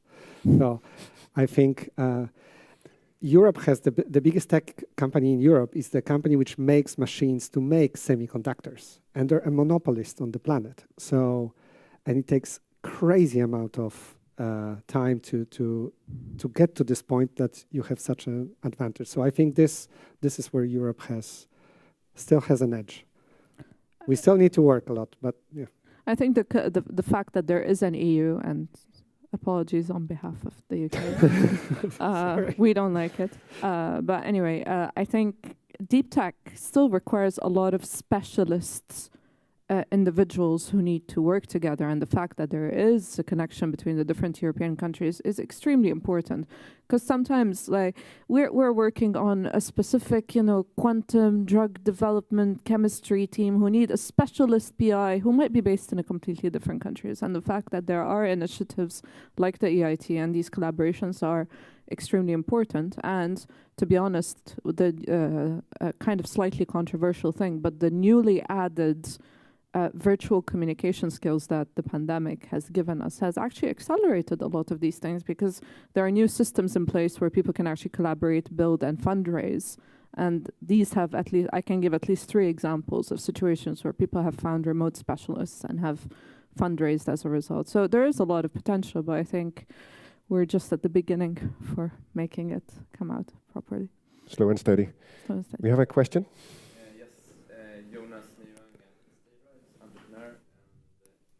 A little bit deep tech, and I just wanted to raise I found it really interesting about the academic part of actually developing something in university, having skin in the game. I think that's really important. If you're going to drive a deep tech company, you need to have skin in the game, because it's a long period of time you're developing your solution. And there you need also skills like storytelling, actually driving the business forward. Yeah. And telling the story over and over again. Yeah. Just to comment on that sort of skill is also important, not just a scientific skill. I think we have already one exited company in ConceptionX, and it's a quantum drug discovery company. And I would say that 70% of the value we gave them is just communicating what they're doing, and like the science was there, right? But like you have to tell your story to investors to fund you. You have to tell your story to the government funding organizations to do that, and that takes much more time than needed. So you're absolutely right. I think getting out of the lab and telling your story is number one. I guess that's a training element in itself, working in deep tech. It's a mental reframing and the training and the philosophy and everything. All right. In just a second, we have representatives from government and academia and corporations here. So in just a second, I'll ask you if you could send them a message today representing the startup community. What would that be? But before you do that, we have one last question. Game on. So you can think about your statement. So let's have a question here. Yes, Alexandra Kempinska, Chalmers Industriteknik. Sorry to interrupt you, your blow message. No. But from my perspective, working in entrepreneurial education, just like Riem, I feel there is still quite a lot to do in the area. If we are focusing PhDs, if we are focusing a researcher that comes to technology transfer office, I feel this is not enough. This is a single person left alone with their problem. We need to start approaching groups of researchers. We need to have this systematic change of mindset of the researchers working in academia. They can't really have any more just responsibility or just research skills. They need to have management skills. They need to have at least some little knowledge about how to bring technology outside academia. And it can't be just one person driving it, because if a PhD comes to a research group and it doesn't have a support in that research group, he's never going to come out from there. Yeah. It takes a lot of personal, I would say, build up courage and strength to take those people out of their system. So if we could have this holistic approach, I think we would be more and more ready to work with deep techs and have more talents coming into the pool. Yeah, I mean, you're right. I think the role of universities slowly has to adapt and change to a changing world. Universities were built to spread knowledge and improve the world. And as we move forward in time, the shape that takes is different. There is a fundamental problem and an elephant in the room, which is the fact that in most universities, academics are still rewarded by the number of publications they publish, and this is how they advance, and this is how science works, and this is how they hire PhDs and postdocs. So these kind of people doing innovation, it's still kind of an on-the-side activity. You can fill an impact report, but as long as the incentives aren't built in properly, it's going to become very difficult. It's one thing for a large, very well-funded research lab to have 2 PhDs and a postdocs doing startups, and quite another for a small research group who's barely gotten funding to hire a PhD to write papers to actually do this stuff. So it's starting, but I think with many more initiatives, the rules get written, and slow and steady. Maybe in 5 years there'll be a new set of rules saying that academics are also rewarded and promoted because of these things, not just these things. And the systemic way to do it is absolutely right, I think. And I would blend a lot of courses. I actually think we need less scientists in the scientific startups. It's very hard to retrain a chemist into becoming a manager and a lawyer and a CFO. But there's not that many courses where you can actually have people coming from different departments and so on and participating in the same course. So there's one at Stockholm School of Economics, where I was one of the few biotech or medical science from Karolinska people, and that created a team which we almost started a company because of this. So, and the rest of the guys were business and legal. So I think this is, if we would have more of this, that would be fantastic. Do you want me to start yeah? No, you can. No, go. I'm kidding, but there's I don't know, what did you call it? Chasm or a canyon. Of lack of knowledge or knowledge gap between us as a society and regulatory bodies. Most of them are agencies which are owned and run by the government, and it's impossible to know what exactly you're supposed to provide, how you're supposed to work with the regulation, and so on and so on. So I would challenge Vinnova to actually force those agencies to commit those 5 hours per month, not to training of their own people, but literally to teaching us and opening this mysterious gap. Lekemetsveket has their, there's a number of people training, doing this privately. It's a very thriving business. It takes thousands of crowns per day to get a training like this. And I think that should be part of the open curriculum. Let's call it like this. You want to quick reply? Well, I can comment, but I actually had a question. Now it is. So the comment would be a thank you, and at the project level, we have by now a portfolio of maybe at least 8-9 projects that stimulates exactly that. Regulatory bodies working with innovators early in the gray zone of like where should we take this. So that's. However, at the EU level, regulatory sandboxes. Do you have that in the discussion? So regulatory sandboxes are now being applied at the EU level in the AI Act and some other things, and that has to do with promoting collaboration between the regulatory bodies and the innovators, researchers in a time and place limited experimental phase. And I think we should talk more about this, because this could be a tool that would really help drive this. So 5 seconds. That's true, but it's usually in those hot topics like AI.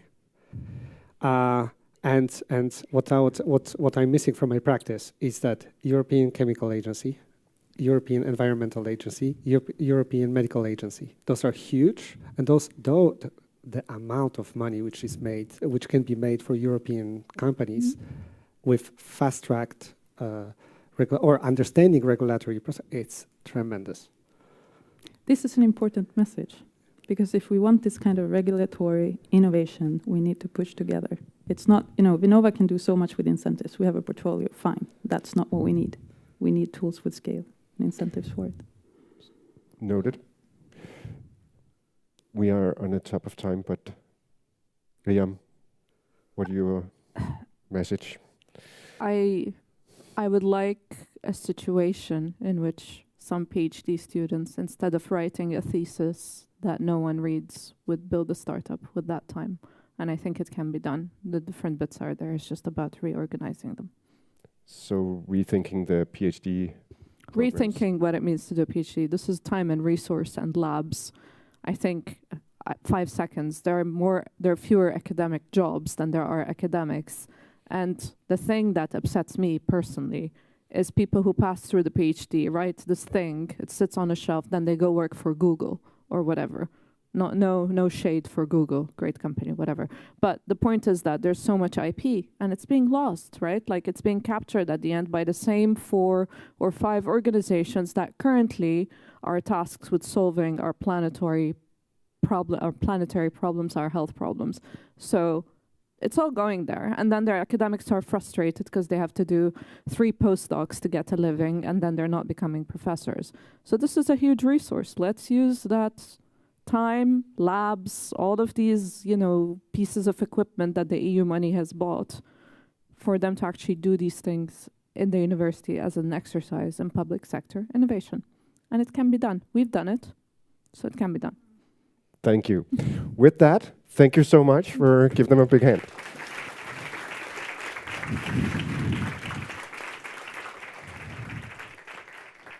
That was very concrete. It's time for coffee. It will be served at the same place where you had your lunch. And also remember, we have the Pledges Corner. So if you're interested in knowing more about pledging or the programs, please visit the Pledges Corner. Before you go, please stay. I'm not done. Please wait.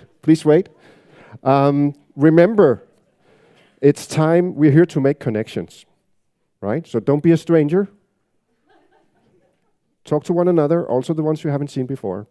I sense that you're already there, and I was walking around during lunch listening in. I would give you a little exercise in, but I think you're good to go, right?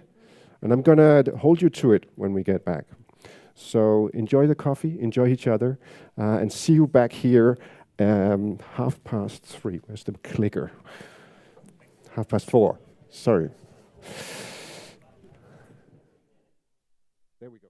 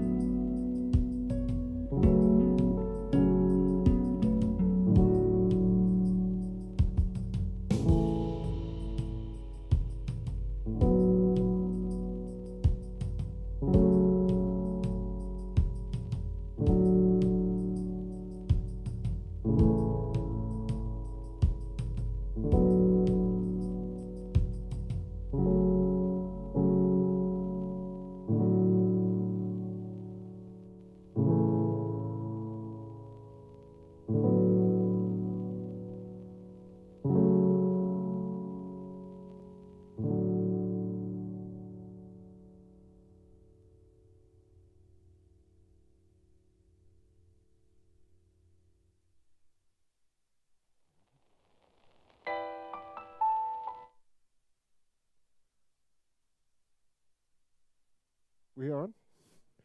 All right, welcome back. Did you enjoy the conversations? Met someone new?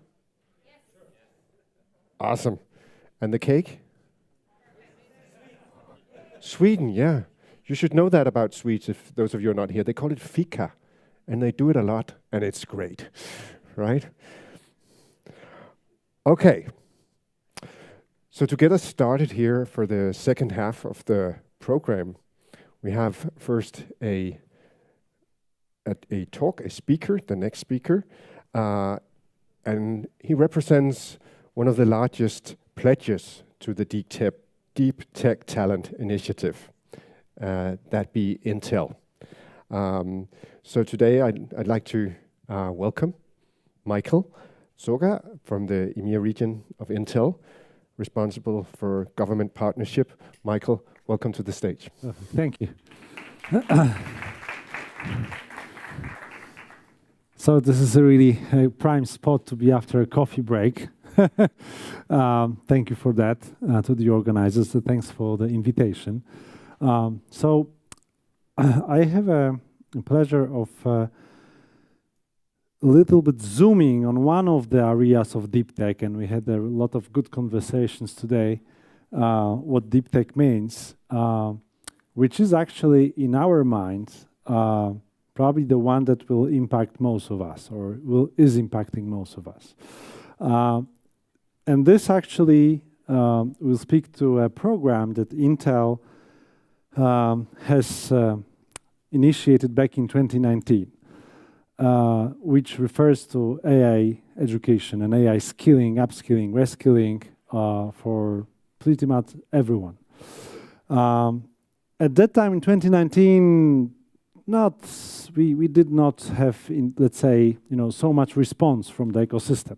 I think that a lot of people were asking us, really, do you think that AI skilling is really important, and why should we invest in that? As you can imagine, now no one asks this question anymore, and it's a little bit the situation changed completely.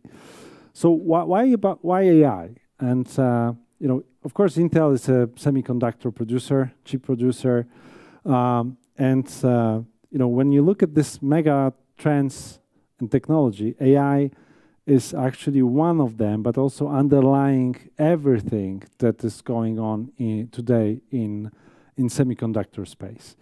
The compute power needed for a simple question, that you write in one of the generative AI algorithms is enormous, and it will only go bigger.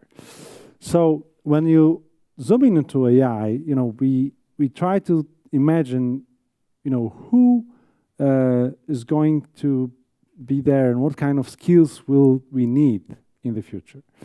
So then, when we start, okay, yes. So first of all, of course, there's a number of AI researchers and AI, let's say, engineers and AI developers that are needed and will be needed.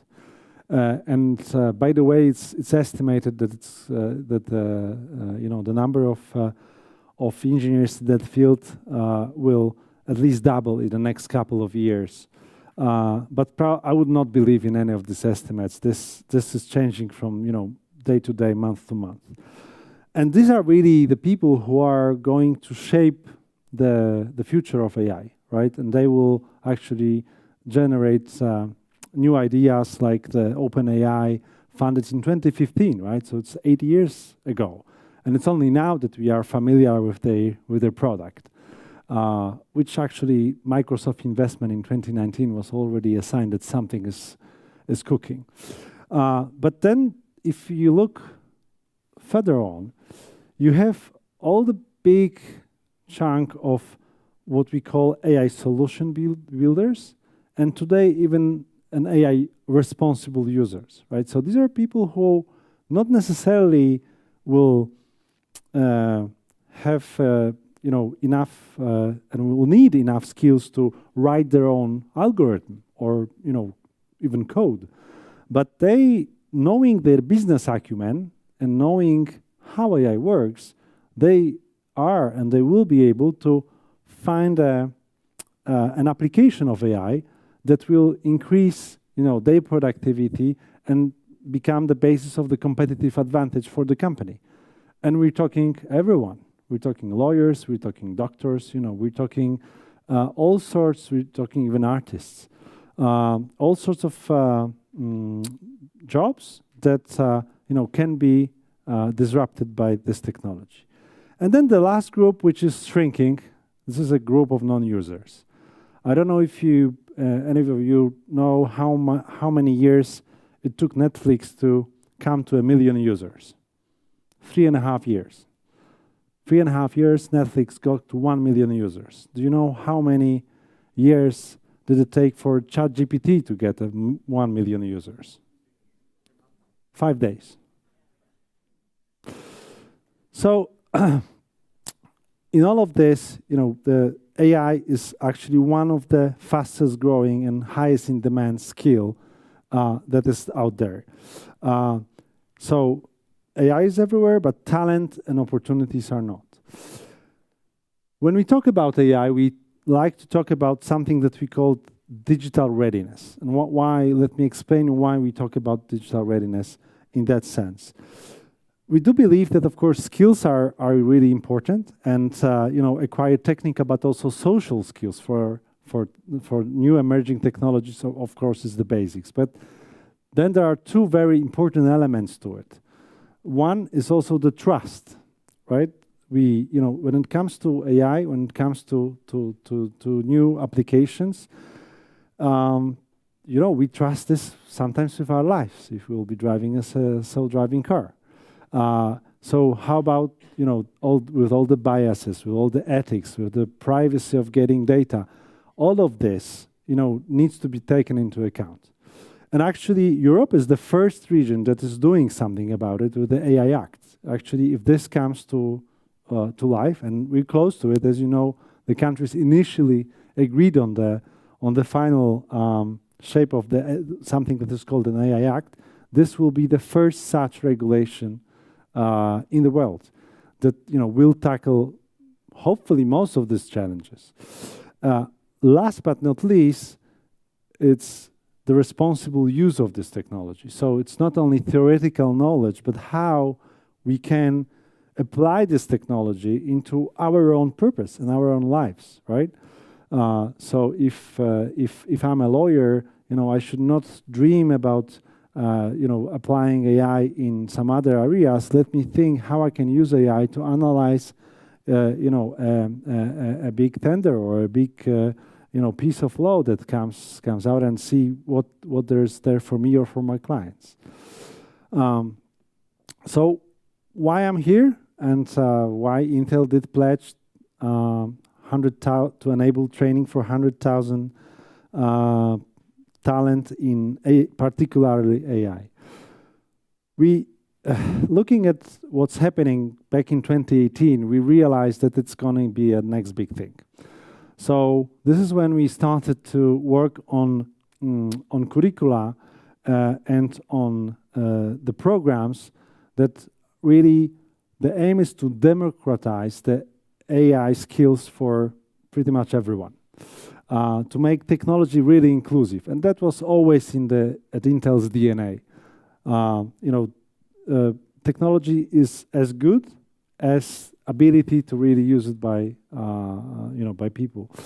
So we came up with the set of full programs targeted at different audiences, from primary schools till up till people who need reskilling and upskilling, who are really out of education system, that take us step by step through the AI journey. And obviously, this is part of our pledge. This is part of our commitment. Eventually, it will do good for our business, obviously. But in this case, this particular case, it's not a connected thing. So the Intel pledge is actually to reach out into 30 countries and enable training for 30 million people globally.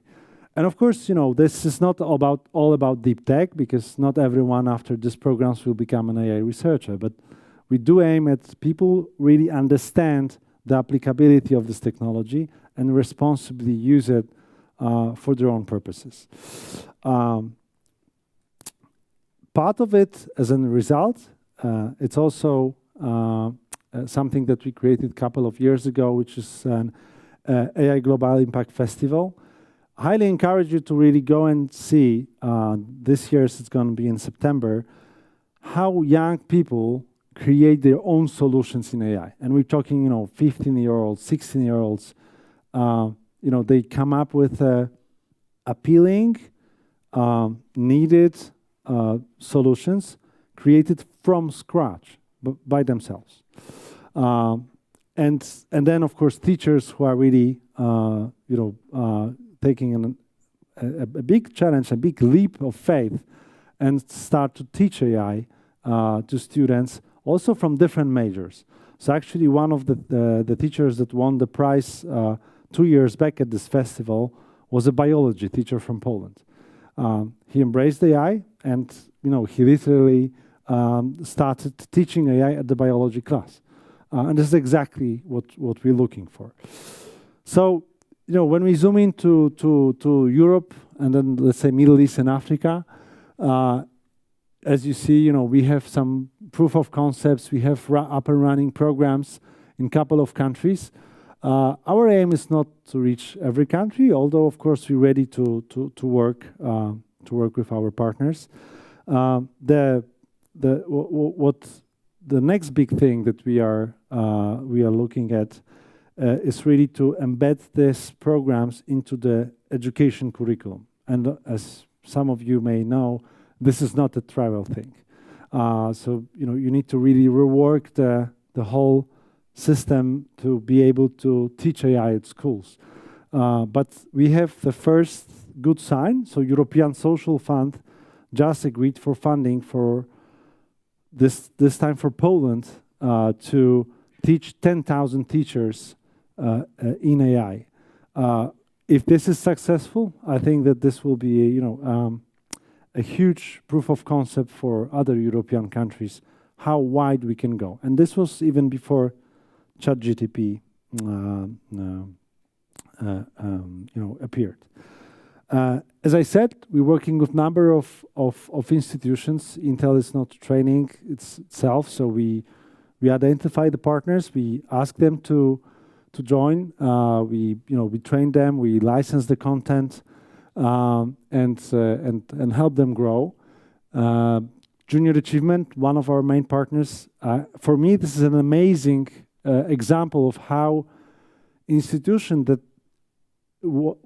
is not originating in tech, right? Because it's, the biggest NGO that promotes entrepreneurship education actually embraced the concept of including tech education into their everyday activity, now being the biggest pledger to the EIT initiative. So big kudos. And all of this really, attracts attention of the leaders and is gaining traction. So we are in discussions with governments, with prime ministers, and with ministries of education, but not only, even with the ministries of economic developments, ministries of innovations in different countries, not only Europe. And we see that this is being treated more and more seriously. So, we're really happy we could be the part of the pledge, because this is a proof for us that finally it's not only us taking care of it, but actually at the EU level, the need is noticed and acknowledged. So we're happy to contribute, hopefully even more, but we don't want to overpromise. So let's stay with 100,000, and we'll see 1 year from now where we're at. And as our founder said, we should not be encumbered by history, but go off and do something wonderful. So thank you so much for your time.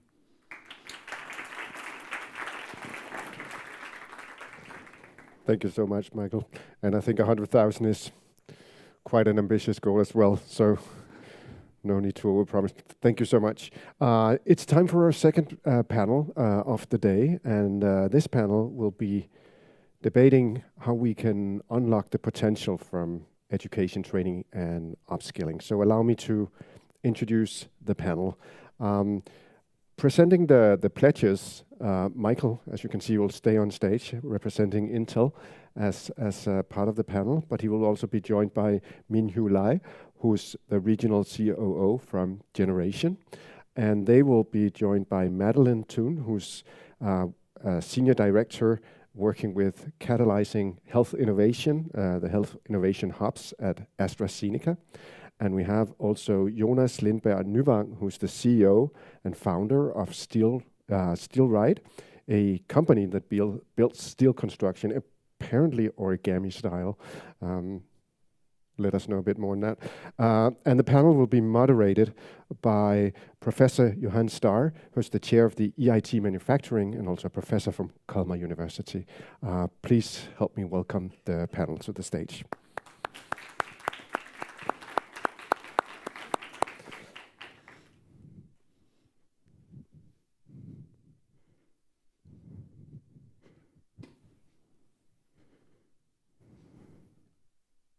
So, good afternoon, everyone. I hope that the mic is working. Yes. It is really an honor and a pleasure to be here, here in the center of Stockholm, and also the center of a lot of knowledge that we have around us. And all the audience is also a representative of an enormous amount of sectorial and educational and industrial representatives. I would like to start this off by introducing then the panelists here a little bit.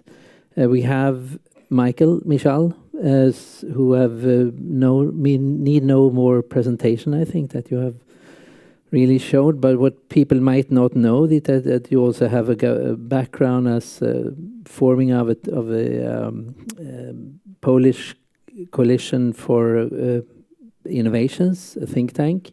Mm-hmm. You created that, and also that you are leading this responsible team then towards the government in Poland. We have Madeleine, who has she's coordinating globally all the innovation hubs that AstraZeneca has, and for those of you who do not know AstraZeneca, you provide 7% of the Swedish GDP, or the export at least. And you invest yearly, I think, about $10 billion in innovation in research. So that's quite a task to coordinate the innovation hubs there. But you have a background also in education and in anti-fraud, where you might come back to that later, perhaps. We have Min-Hu Lai, who is, in addition to being CEO of Generation, you have a background from managing in seed MBA, and also you've been an investment banker at JP Morgan. So you have also the dual background of finance or entrepreneurship on a large level, and also the education. And Jonas, you are then the creator and designer from background, and a serial entrepreneur, I understand, in a sense, and the master of steel origami. Yes. Yes.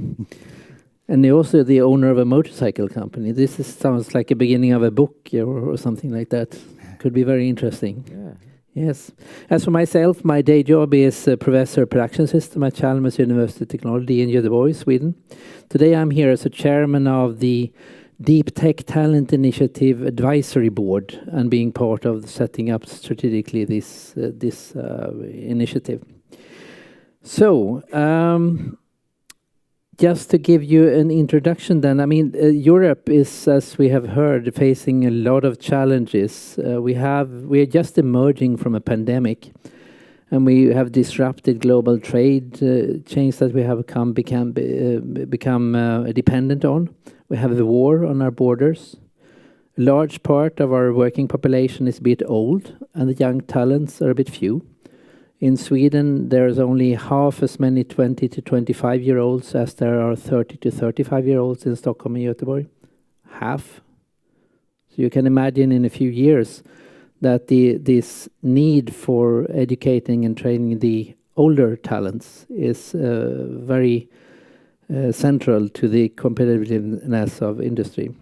Still, we are exceptionally strong, and we are globally competitive, and we're actually operating the largest open in research and innovation program in the world, the Horizon program.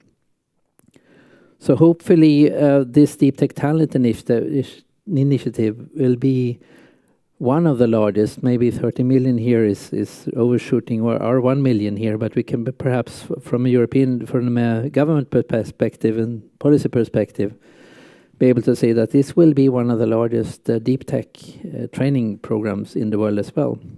So how can we take advantage of this opportunity? I would like to start with you, Madeleine. Could you give us one idea? Stick to one idea, so we can come back to it. How can this help yours and other companies to become more competitive? First, thank you. And first of all, I would like to clarify that I do not personally sit on $10 billion.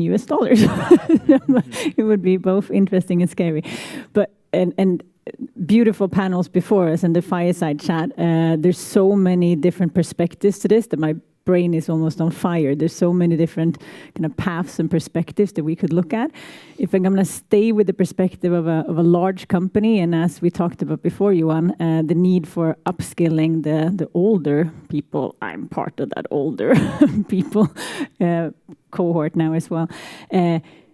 There's so many different aspects to that. One is, of course, building the actual practical skills, but the first step is getting people to understand that it applies to them.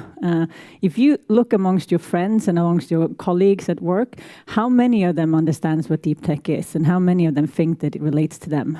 Is it open to everyone? Nope. And like the first step to even approach education is to see, I can see myself doing something around that area. And the other panels talked a lot about multidisciplinary aspects. So important. But again, the first step is to understand this. I have a role to play here. And just looking at AstraZeneca, we do so much in what would be considered deep tech. But there are pools of people who do that. And everyone else are quite scared.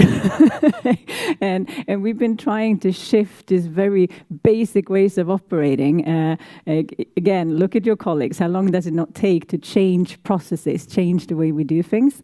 And the first step is just getting exposure to there's a new way of doing things. A lot has to do with mindset. And that is not something that you can just tell someone or train them to do.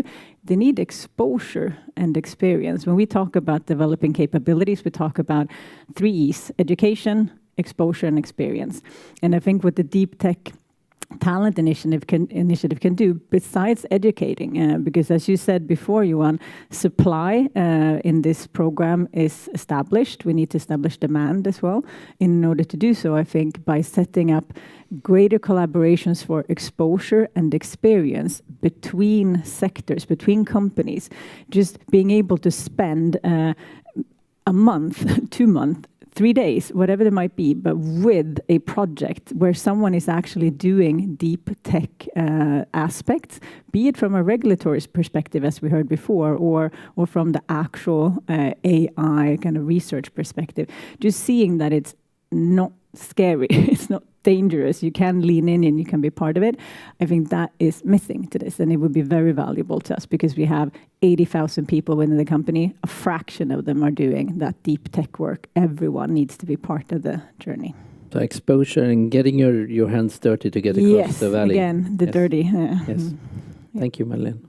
What about you, Min? Hi, and thanks for hosting me. So Generation works in 5 European countries, and we place unemployed people. We train unemployed people and then place them to tech jobs. What used to be our biggest challenge is to find enough job vacancies before we can launch our training. So we don't launch training if we don't have the job vacancy at the end to make sure they are employed. That used to be our biggest challenge. But the problem today that we have in the last 18 months is find enough people to come into our program. So now the problem is the reverse. So with this Tech Talent Initiative, what I really hope is that we can together raise awareness and bring more people, particularly the most disadvantaged, vulnerable group of people, to the tech career, get them interested and get them to the provider like us so that we can bring them to the job market. So really, for me, it's raising awareness and feeding the pipeline to our programs. Thank you. Jonas, what is the most important productivity or competitiveness measure here? No, I think, I mean, I just want to build up upon these two starting comments that, I mean, I think to get people in the mindset, you need them to actually see something that relates to them, you know, like a demonstration of actually someone who's done that journey, or a product that's been developed by someone, or, you know, and also to get perspectives on people who are not the typical white Caucasian male, you know, actually the people, the success stories of people who come from other circumstances, you know.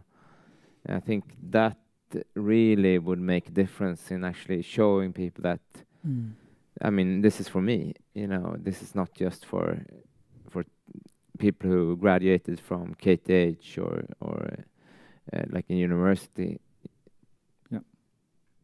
Yeah. Thank you. What was your question? Sorry. The competitiveness factor. Maybe. Yeah. Do you want to add?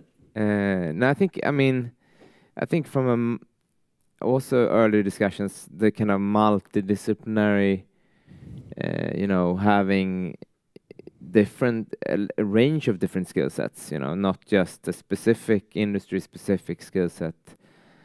I think that's going to be key, you know, in actually, I mean, if you want to innovate and you want to drive change and actually succeed, you know, it's not enough to just like have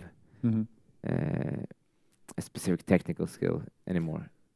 What about you, Michal? You mentioned a lot of competitiveness factor, digital maturity, and things like that. What would be your favorite competitive advantage from this kind of training and education?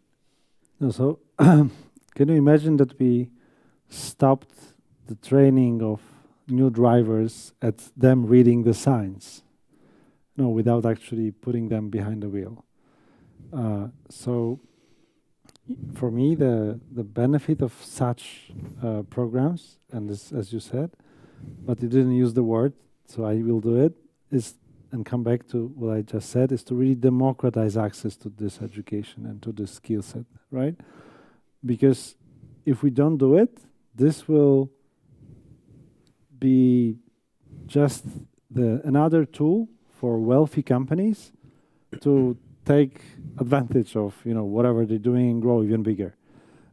If we equip, you know, enough people with this skill set, and if they will believe that it's for them, and that what you said mean that for the, you know, even, you know, underrepresented minorities and you know, communities, then they will start benefiting from them as well as big companies do. And this kind of initiatives, this is the only way, in my opinion, to really get this share of mind and bring us together here who think alike.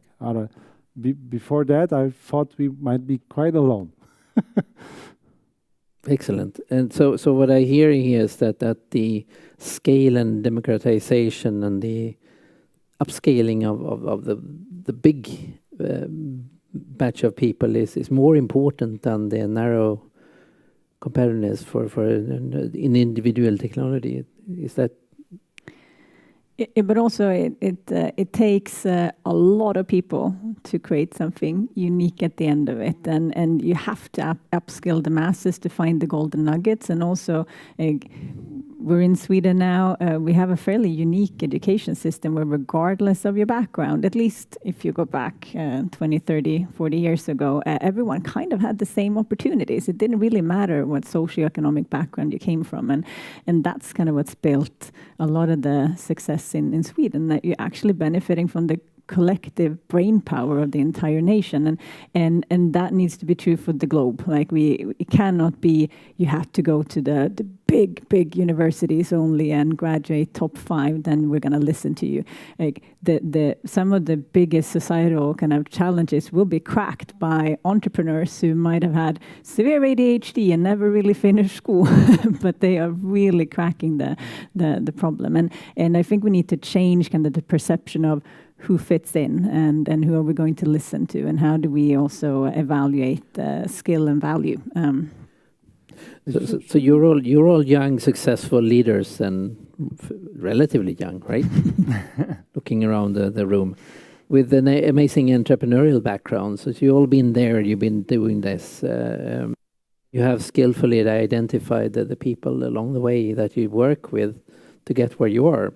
But if we were to go into a little bit more into detail, for example, you, Madeleine, you are working with a global accelerator team. Super skilled people from all over the world. But how do you bridge skill gaps on that level? Yes. So what I do at AstraZeneca is I lead a global network called a Catalyst. We have 26 health innovation hubs worldwide where we partner with the external ecosystem to solve very concrete and complex health and healthcare challenges that exist out there in the real world. And through that, we try to really tap in to that community. We don't think that all problems are going to be solved within the walls of AstraZeneca. We think there is so much more capabilities and capacity and skill sets out there. So we're literally an empowering and enabling engine, more or less, trying to figure out how we bring the right stakeholders to the table. And you find them in all corners of the world, and also in small, medium-sized companies, entrepreneurs, but also that manager at a healthcare provider who really wants to change something, who sees a difference, and it has a lot to do with mindset. So the way we do it in the network is really just being extremely open-minded. It's we're leading with a lot of compassion and just trying to empower people and connecting. If we look at the rest of AstraZeneca, it has to do with that as well. We're trying to bring innovation into AstraZeneca by working kind of in a venture client model, daring to bring companies in early, working with them, accelerating them and their technology, and sharing a lot back. And we spoke about that before. Throughout this and throughout all the mentoring that we're doing, we're learning as much as the companies that we're supporting are doing. So it's really that win-win situation. But then also that constant trying to build that upskilling type of atmosphere. And the way to do that is by really clear vision and senior leadership that stands behind it, not only in words, but in action, allowing for experimentation and failure, and not seeing failure as failure, but seeing it as just another way not to do it, but learning from that. And someone said it before, there's no silver bullet to any of this. So we work very broadly, both bringing the outside world in, growing our own skill set, but also using all of this to try and do employer branding. Like if you want to solve really difficult problems out in the world, and if you're interested in deep tech, don't maybe go to social media or gaming platforms or whatever. Come and solve some of the world's biggest health and healthcare challenges and do good at the same time as you're doing something difficult. Do you benchmark? Do you which is the best sector that you would look at to learn to use in your own sector? Really good question. I don't have a good answer for that, but we look wide and broad. We try and work with kind of learning from the automotive industry. Like we have big R&D down in Gothenburg, and next to our Volvo, and lots of collaboration between there. But then, bringing in kind of the lifestyle industry as well. We're kind of slowly on the side starting to kind of collaborate cross-sectorally with Sony as well, because a lot of health determinants are also based in lifestyle, and that's not going to happen through what you do when you're trying to treat disease. So, difficult question. On to the next one. Jonas, how do you find your people? You're in a different situation. Madeleine is there where she has a lot of incentives that she can use for building her teams. You have a small company, you're expanding quick. How do you find the time and how do you find the right skills at that pace? Right now, we're marketing ourselves quite a lot to actually, and that attracts a lot of kind of job applications. So we should have had a picture of the motorcycle. It's beautiful. You can look it up on the net. We try to create demonstrators of what we do, and to actually bridge the gap between math and art, which is origami, and then material characteristics and geometry, which is like it's a hybrid. So you need to attract people who are into that, and that particular type of skill sets. That's all we find that from different places of the world. So from a team of 17. We have one Brazilian, one Indian, two Turkish women. It's a very mixed global team, even though we're small. And one American. So I think it's a lot about people finding us at the moment, but that's just because we're in a startup phase, and we try to find people who are passionate and like what we do. With your background, you're driving a change at the core of European challenge. We have too few people to man our industry in the future. So that is one of the most pressing challenges. And you want to you are matching talented people with jobs and companies, regardless of their background, as I understand it. So with your background in international finance, it's a really interesting connection. How do you connect finance and funding with what you're doing now? Can you use it? And jobs. There is a connection, not the obvious one, but there is. Because at the heart, we try to get unemployed people into tech jobs. So that's one of many things that we do. So as far as I'm concerned, if we succeed in getting unemployed people, regardless who they are, what their background, to jobs, it means that government have to pay less in terms of social welfare, unemployment benefits, so on and so forth, improve public finances. So from a public finance standpoint, and then for us, for those people that we get them to jobs, they improve their financial well-being and they start to contribute, they pay taxes and pay for our pensions for all of us as we get old. So for me, it's a virtuous circle that we need all to work together. And most importantly, when mentioned about deep tech, at first I thought, well, generation, we work with low, entry-level jobs, the people that have kind of low qualifications or school dropout, we don't belong here, and we're really grateful that we get invited and join the pledge, because we say, well, we cannot afford to leave people behind. There's all kind of people here, and some of them might have accident of life, and there's also a full spectrum of training providers. We at this end. And there's a place for every one of us. And in many ways that we bring these people into the tech industry, it serves the whole society. So from that standpoint, it's a good thing. So when we talked before, I actually got the feeling, well, you don't have to have a master's, a doctoral degree to be an AI expert. You can actually form your own company actually by digging deep into what you have.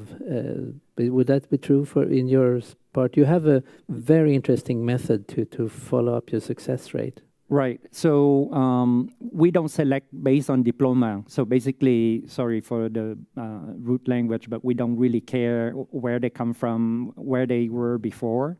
Basically, we select based on motivation alone.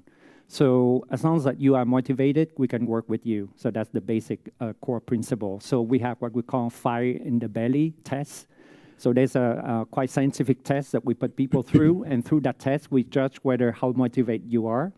And obviously, depending on the program, like cloud technician, Google Cloud Technician program, for example, you have to have logic tests, some basic other things to make sure that you can succeed in the program. But at the core of everything is motivation. So with that, we can work with you. Yeah. Michal, you have global perspective here, and your company is well known since ages for being the deep tech company, or more or less. You have the more or less defined Moore's law in a sense. How do you? What is the worst problem that you have in the skill gap for your own company? No, so obviously, you know, Intel is a semiconductor producer, full stop. So we need skills, you know, in all sorts of deep tech areas. And if you read through the list, you know, it's like probably half of them we need material engineering, you know, and so forth. Electricity, you know, advanced physics. But, you know, one thing, of course, is us wanting to, as I already said, invest in Europe, right? During my asking the question, and Intel actually committed to invest $100 billion in semiconductor industry in Europe to help Europe achieve the goal of, you know, reaching the 20% of the semiconductor global share. But I think that eventually the problem here is even bigger with the skill set, because this is really about our lifestyle and where we want to be as Europe in 10, 20 years from now.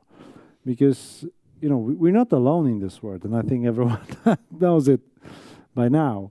And there was this Schumpeter's theory, well, is, I don't know.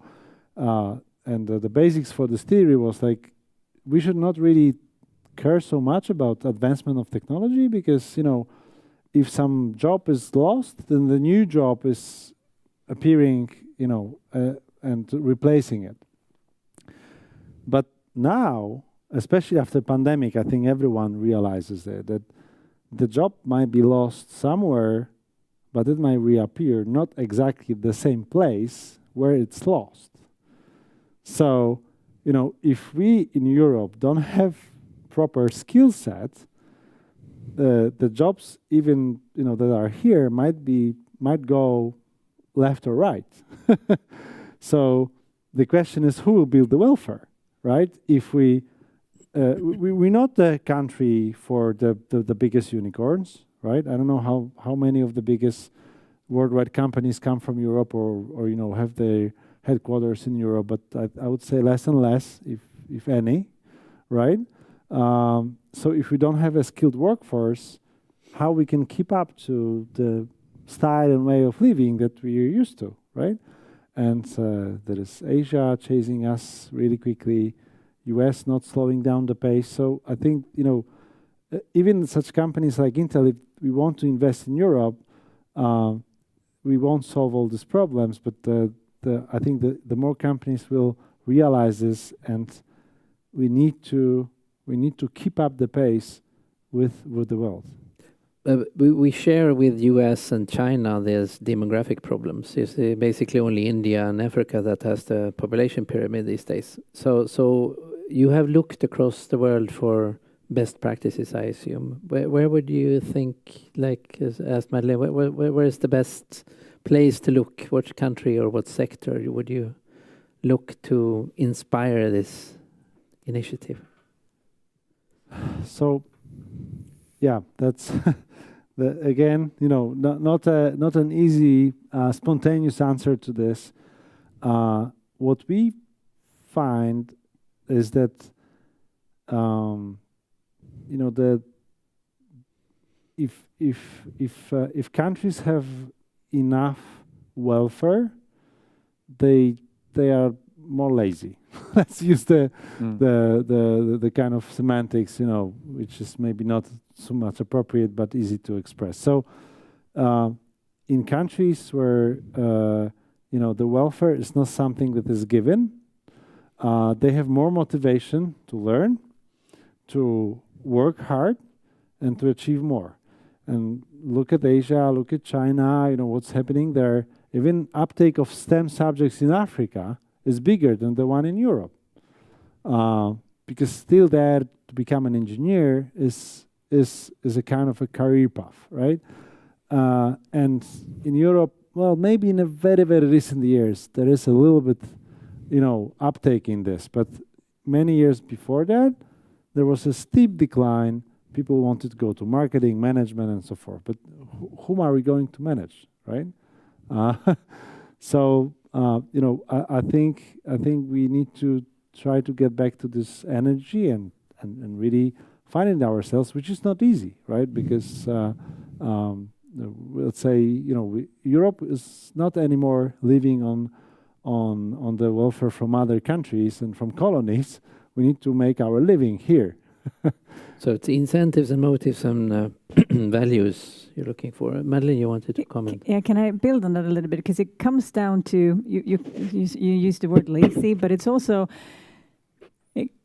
so much is comfortable today, right? And also when you look at, I spent 9 years in the educational industry as well, and when we look at how we bring up our kids and how we praise them on things, and we shy away a little bit from what's difficult many times, and what's difficult is what makes us all grow. And the same thing, like if you look at economic systems, like when you're in regression, it's actually really good time for innovation, because when it's really hard, that's when you seed out and you get good things going. But the same thing, like you don't build muscles if you don't lift heavy weights. The same thing happens with the brain. If you don't really try difficult things, you're not learning. And everything, like most people in kind of, if you call them more developed countries, you have your degree and you go to a job and you stay there for a long time. And if you change job, you change jobs in the same industry. Like in the pharma industry where I'm right now, I come like colleagues in my team, they've been there for like 35 years or 40 years or 25 years. And I was completely new to pharma and healthcare when I joined 4 years ago. It was painful. And every time I've changed jobs, I've also changed industry. It's like being a sadist almost, because it's horrible. Like for a year and a half, you feel stupid every single day. And joining pharma, definitely, because there's so much that you don't know anything about. But it helps you grow. And it also, it does something else. It teaches you that you won't die from it. Like if you don't know something, that's okay. You will learn and you can take on more difficult things. And most people, like again, coming back to the pharmaceutical industry, it's heavily science-based. If you don't know the answers to everything, why should I listen to you? So it becomes quite regressive in the sense that, do you dare to venture out into unknown fields? Heck no, because you might not know all the answers. So it's interesting, because at the same time as like science is very much, pushing the boundaries and driving forward, but stay in your lane at the same time.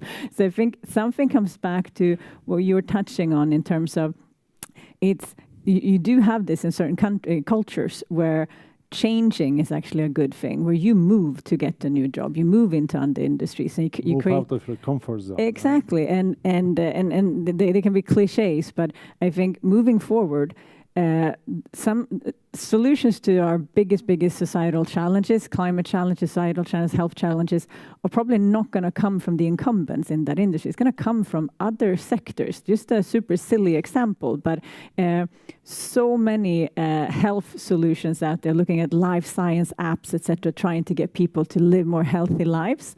They do a half good job at it, and then Pokemon Go comes around and they manage to get so many people out and moving, like kids that would never really maybe do that, and their parents. They did not set out to be a lifestyle or a health company, but they achieved more than a lot of the ones that focused in on that. So I think cross-sector is going to have such a big role to play. So finding value, finding incentives to get across that valley or rift or gap or whatever we talk about, it seemed to be sort of the burning issue here. Yep. So how can we, just speaking for the team here, I mean, how can we find the values? What would be the ultimate value that you could provide to a person or a company that would make it worthwhile for them to enter this pledge and to really go through the education? Like a short statement. Would you like to start? For me, when I meet up with companies or employers to convince them to provide vacancies to our graduates, upcoming graduates, at the end, they understand money and bottom line. So I talk about them like, okay, if you work with us, you co-design curriculum with us, and you help us to co-build the selection process, so you already know the type of candidate through. And then you provide your company employees and come as a speaker, sometimes as mentors. So you already know them. So if you hire from us, they'll be job ready. That is our promise, is provide job ready talent to industry. So they save them time from recruit, but also save time from onboarding. So they can get to productivity quicker. So company understand that from a value standpoint. But not only that, we provide mentoring support up to 6 months after graduation, after the job. So in the first difficulty that the person might have on the job, they don't drop out. So we work on retention as well. So I told companies, you will save money by working with us. You get good talent, diverse talent, people that don't traditionally come to you. So from that standpoint, they understand very quickly. And yeah. Basically. We do the opposite. You do the yeah, we take say, away the money. We say you're gonna have a chaotic work life. You're gonna have a low salary. You're gonna have a very, But you have fun. Yeah, but you will pursue a dream. Like something you're proud of, and it's high risk. You might be out of a job in half a year, but there's always a job to get in the next stage if you want to get a job. But So the value is the challenge. Yeah, the challenge is the value. Yeah, Michel, what would be the one value that you would propose to get people on board? I think that the company's own well-being, because we like to see our companies grow. We like to see our companies invest more. But without the right talent here, this will not happen. As much as we would love to, the money will go somewhere else, right? Because that's the nature of the global business. And if let me give you an example. We have a large software development center in Poland, employing almost 4,000 software developers. But the output of universities is shrinking because Poland became a hub for software development. You have all range of companies, Goldman Sachs, Citi, AstraZeneca, I don't know, but for sure Roche, all sorts of Nike. They all have software development centers in Poland. Which means if you're a lecturer in coding at the university, you can either work for X at the university or 6X at the company. So the pool of lecturers at the universities is phasing away, and there is less output of really good quality software developers, which eventually we know it's a problem right now, and 5 years from now we will not be able to grow as a company. So I think that the companies should join this kind of pledge if they're looking forward and saying, hey, do we want to grow here in Europe in 5 years from now? If yes, we should do something about it, because if we don't, we will have to do it somewhere else. So in 5 years, your technology will be behind and you will not be able to hire people. So let's get on the bus. Exactly. You get the last word, Madeleine. What is the value you would but I propose? completely agree with my fellow panelists here, but also from that personal perspective as the human being, daring to lean in. If you are 35, 45, 55, you have many years left to live. And the only thing, if you invest in yourself and if you believe that you can learn things, and again, training that muscle of learning and growing that growth mindset ability, then it's not too scary, that future, because I think a lot of people feel that it's quite scary. Like, it's moving fast. They don't understand how these things are, being built, what impact they will have. And if you're 45 and you're starting to back away because you think it's scary now, oh my, you're gonna be run over. But lean in, be part of it. And someone spoke about this earlier as well.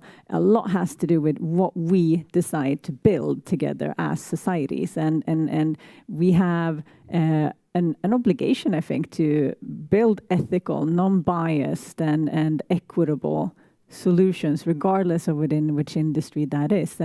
And so lean in, be part of it. And I think this program can empower people to do so. And that's the real value, being part of what we're building collectively, not saying, I don't know, I'm not part of this. Being part of it, take your seat at the table.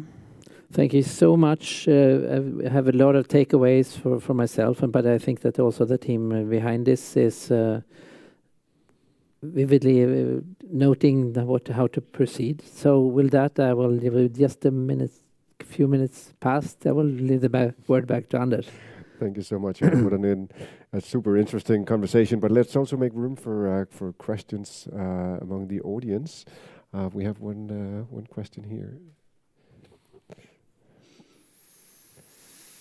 And while you're getting the mic, I might also say that if you're watching online and want to ask a question, please come forward and write in the Q&A box. Thank you. Question. Thank you. Eleonora, my question is regarding your last sentence, that people should be not scared to change, to learn new things. But maybe it's not fully responsibility of a person, but rather a company who would provide possibility to do that. Because if you are full-time working for the company, you have kids, you have other responsibilities to do, and even if you want to learn so many things, you just simply don't have time, even if you have all the courses, all the programs, and all the access. So is there any possibilities to target companies to make some Friday learning hours? You're spot on. At the end of the day, when they're rushing to pick up the kids and they're stressing about things, you need to make time for it. And we did this assessment a while back on the ability to be innovative and creative. And I have all the freedom to be creative, but I have none of the time. And unless we free up time, and that means it's the same thing. We expect to do new things, but we don't dare to deprioritize the old things. And we expect everything new to be 100% measurable. But the old things that we do, we don't really know if they're delivering value or not. So we have to also dare a bit. You're right. It has a lot to do with leaders, senior leaders of companies, daring to be bold. And it's one of these things where you have to believe in things and go with it. Simon Sinek said this thing about you go to the gym, you come back and you look in the mirror and you say did anything happen? No. But you trust the process, right? Because day 1, day 2, day 3, you're not going to get big and buff, but you stick with it. Something's going to happen. You don't know exactly what. The same thing is true when it comes to investing in skill sets, growing capabilities, driving innovation. You will not be able to say exactly where it's going to have huge impact, but you know it will. And so you're spot on. It's not the individual. It starts with leaders and then empowering individuals to take the seat. If I can add one thing. So you have to walk the talk, so to speak. At Generation, for example, in UK and Ireland, every employee of Generation has £600 per year. They can use that to study anything. And then they have 4 days per year where they can take time off to study or attend a conference or a seminar. So that is a very concrete thing at a very small scale that we can do. So whatever you say, you have to act and show concretely that so not only just the talk, I would say. And also another question. Kärnstedt, EIT Manufacturing. So this reminds me very much about 100, 200 years ago when reading was not everybody's knowledge, but the people who could read were the people who were successful and could do the travel from a low class to a high class. And now everybody knows that reading is super important, and this, I think, deep tech talent and upskilling is just the same as learning to read, and this will benefit everyone when we do. So I hope we will continue to educate everyone very much. Thank you. Some more comment on a question, I guess, but a very valuable one. I think we have the next question here in the middle. Yeah, hello, Inge Buffalo, European IP Office, and I think I can talk from experience, and this is also my question to you. I think we all understand that we have this long life learning, and we know that particular for people outside, not really involved in a certain subject, whatever it is, it's sometimes very hard to get to. But is it not also that the kind of training needs to adapt to the audience? Because we have a lot of trainings, and we know from IP, which is a very special area, a very legal area, and we are learning how to convert that and make it digestible for people who are not expert in that. And I think this is a challenge in many areas, and still open, still to be tackled. Thank you.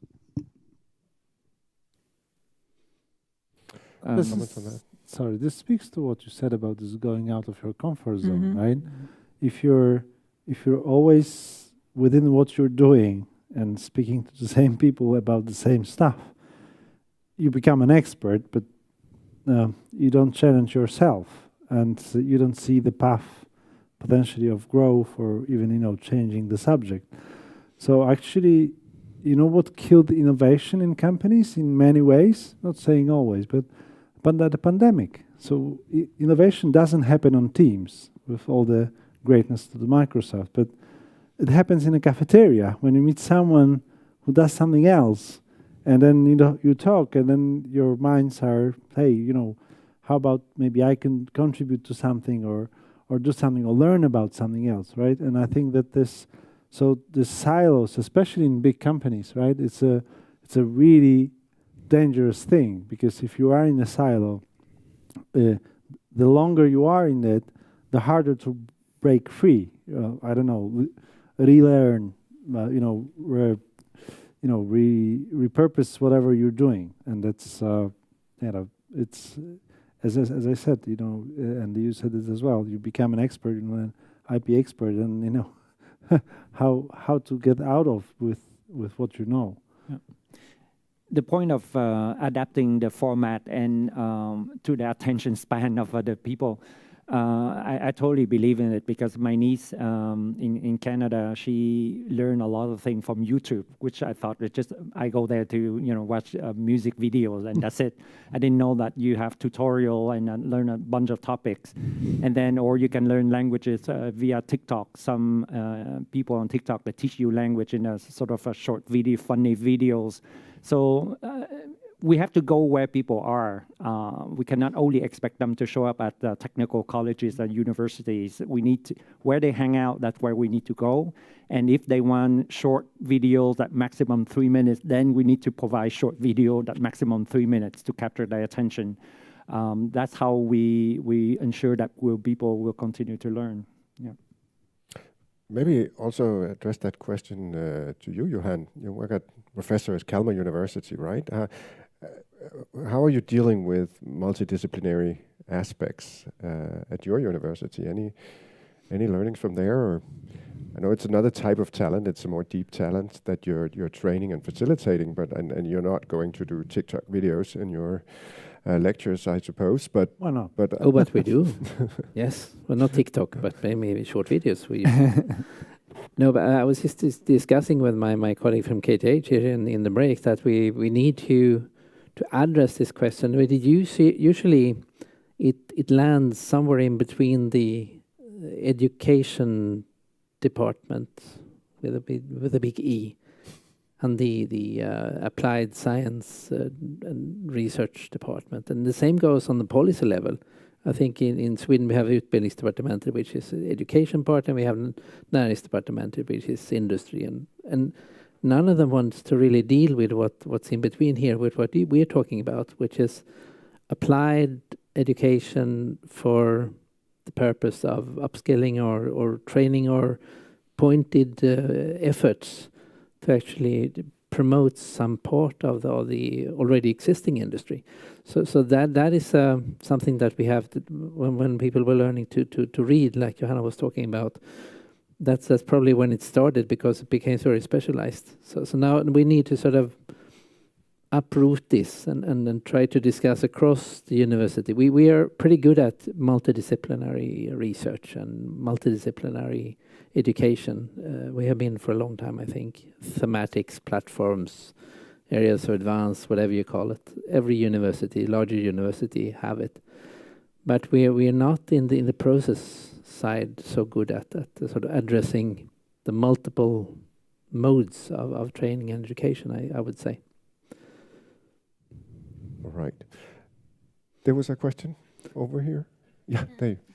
Yes, my name is Ella Galvis. I work in Linköping Science Park, but I work in a specific project that is called Switch to Sweden, so it's a national project.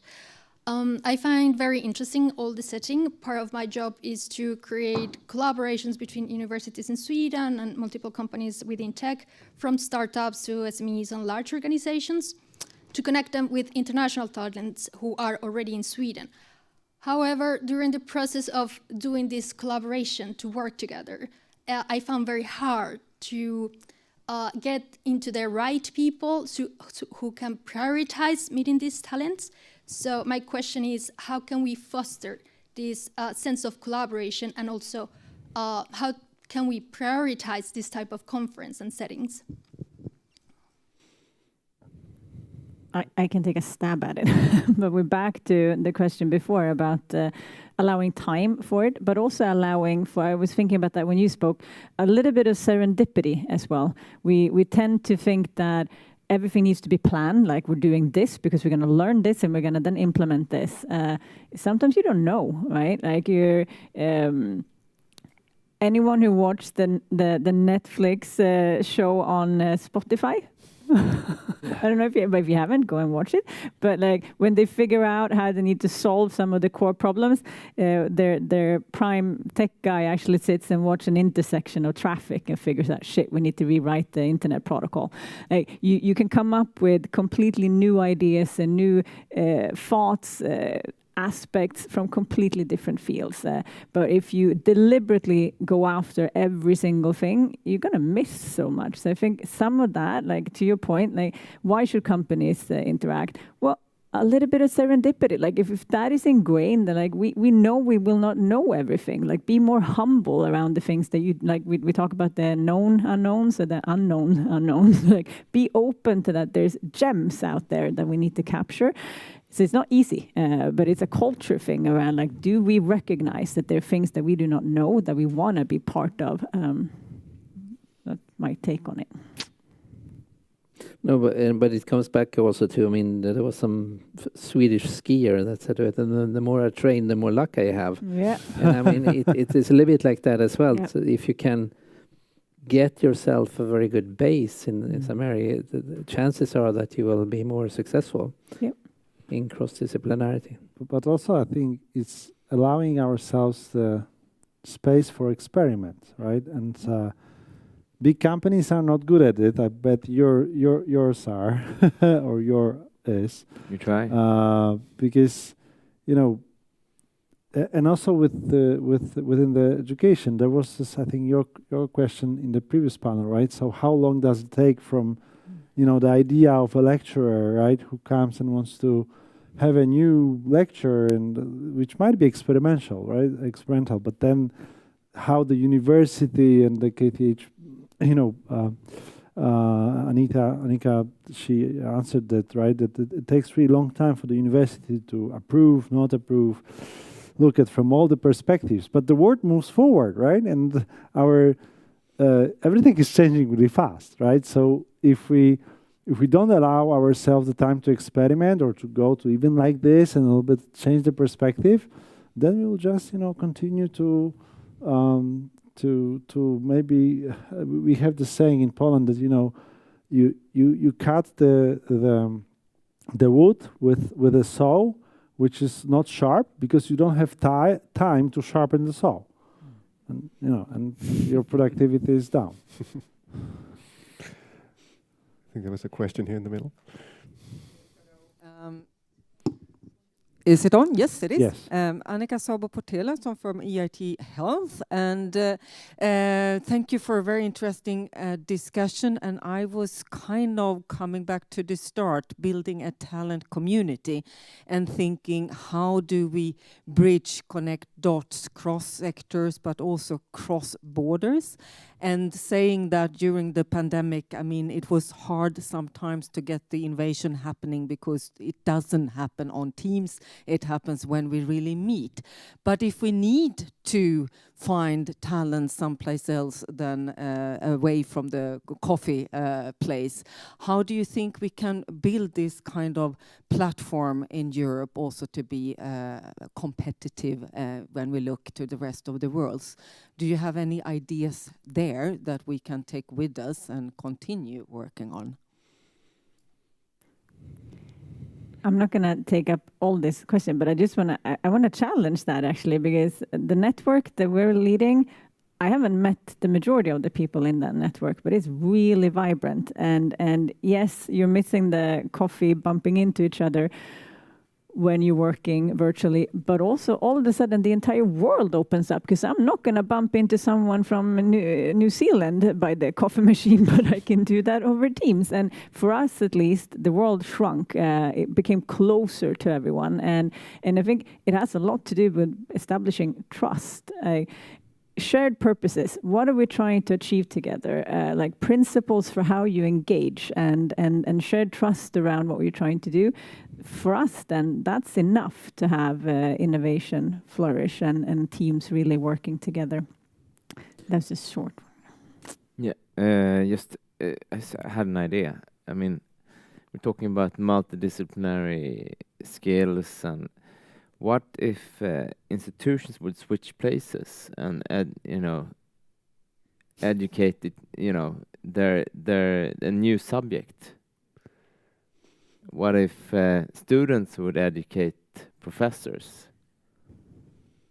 That's the highest learning experience, to educate someone. Happens every day. Yeah. No, but Jonas, this is the interesting point, because would this really have any effect? We just yesterday we had a meeting with a person who is an expert of bridging this, university and company collaboration, and she listened to Intel talking to her all day about a little bit complaining on universities and saying how many also internal problems do we have. And in the end she said, like, you know what, you have the same problems the universities have, you just don't realize it. You're too big, you're too crampy, and you don't move fast enough. It's like, are we really? We thought of ourselves that it's their problem, right? So the switching places, it might surprisingly show us that we're not better than than the world outside. It gives some insight anyway. Now, just a brief comment on that, the internationalization. I think that perhaps, Madeleine, what your colleagues share is the corporate values and the branding, in a sense. And I think that's probably the most promising thing with this initiative, is that it's on the auspices of EIT, which actually has a huge network in Europe. And this is sort of the core here. We are allowed to experiment with different ways of education and training, and this is probably one of the most recent, but it could be very promising. But I would say it's what you stand for, because there's 26 hubs in our network, but there are over 600 different partners, and it's between all of those partners that shared purpose, like they're in it because they want to drive change, they want to drive improvements, and I think with EIT Health, EIT Tech Talent, the entire program, it's the shared purposes and the shared values in that you can gather around, and that's what builds the brand. And as we heard, this is, the 1 million is just the beginning. We are here to learn. This should be a initiative that keeps growing and building, right? So 2 short questions, and we're going to take both of them, and then you answer, and then we'll round off. So first question. Yes, a very short question, but I think not a very short answer. Do we need degrees? So what do I mean by it? The first university was established in like 10th, 11th century. And since then, not much has changed in the university, I might assume so. But today we have TikTok, we have YouTube, we have Udemy, we have LinkedIn courses, we have Coursera. So we have so many places where people get their education from. It's not anymore universities. So how important university degrees are for you as the employees, both big companies and small startups? How do you gonna progress with evaluating future employee value or fit to your team if they don't have the university degree? So before you answer the question, I just want to take the second question down here, Celine. So we have the two questions together. There's also one up there. Oh my God. We're about the top of time. To make things easier, I'm not gonna. I think it's just a very quick response to how to. Okay, perfect. Then we'll take the question first, and then you'll do the response. So the first question here was, do we need degrees? So is this about education, or is it about learning? For at Generation, we work with people without degrees. We don't require any degrees. But if they do have degree, like a lot of our learners in Spain, we do welcome them. At the end of the day, like I said, first is motivation. And then if they happen to have degree, we certainly welcome them, if it makes sense, yeah. Do you see any difference? Not really. The success rate, the dropout rate, and it not necessarily depend on degrees. We need degrees in some instances, and I think it's not either or, but and. We need both. And it's a spectrum of jobs and qualification levels. So some jobs, maybe we don't need degrees, and some others we do. And yeah, we need all kind of providers for that. But I think Generation is ahead of the game here, so I'd love to extend the question to big corporates, because you especially go by degrees, right? So now we are developing a deep tech talent initiative with a different kind of diplomas people will meet. I don't know how they be relevant? How it is in pharma, but in our industry, especially in the part of Intel that is software, and you may realize, to be a good software developer, you don't need a degree, right? I mean, people start their studies and they start working immediately after 3 months after they started at the university. This said, it is changing, because actually the easy software developer jobs are going to be and are more and more automated. So what will be left in the future of jobs will be for people who are really well-skilled developers, and this is something that will not happen overnight. This is something where an degree and a good, faculty of computer science, when you have algorithmics, when you have, all the, advanced theories, helps you be totally more creative, and this won't be replaced that much and automated easily. So I would say that it's not like a given that the degree is needed, but it's not like it doesn't matter anymore. At least in our line of work. No, but I think it comes back to what you said about, is it about the learning and knowing the things, or is it about the degree itself? And sometimes you need a guarantor for something. And there are things in our line of work where it needs to be clear that this person actually knows how to do X, Y, Z, and someone else has validated that. And then yes, but it doesn't maybe have to be a university degree. There's other ways of getting that guarantor aspect in. Certifications, credentials, and other ways. Exactly, and then there's the learning part. And as we're talking about, there's some things are moving fast in all different disciplines and aspects, but sometimes there's a need for that kind of certificate part, and I think we need to really evolve. How do we do that, and how do you then also on top of that create continuous ways for learning to be built? But for university to discuss this would be like a bank would say, do we need money? We can have values it's more of a planning tool for the recipients. I think it was in the beginning when the first universities came to be, it was more evaluation of how much do you know. Today it's a lot of credits and points and blah, blah, blah. It become very administrative. So I think that coming back to your learning, if you can find a way to analyze and to assess how much people know, then you don't need degrees. But it's a way to simplify this process, I would say. Interesting. A comment? Just a very quick learning, because we built a deep tech community of 4,000 people in the UK, and on the virtual versus in person, mostly virtual. We have local events in each areas, but we force everybody to come in person to at least one. But you have to force them, otherwise it won't work. So that's it. Definitely. Did we have one last question? Yeah. Hello. Yeah, working. Hello, everyone. And I'm part actually of EIT community as a climate kick. And first of all, thank you for all of the very rich statements and reactions. And I think mine is maybe an invitation to reflect and also to act and have your perspective on it. So we started here in talking about Deep Tech Talent Initiative and what we want to do and why we're doing this. But then all of the different challenges came out, like talking about universities being very slow, companies that need to dedicate time and room for learning, and also people who needs to embrace the fact that it's okay not to know and it's okay to learn.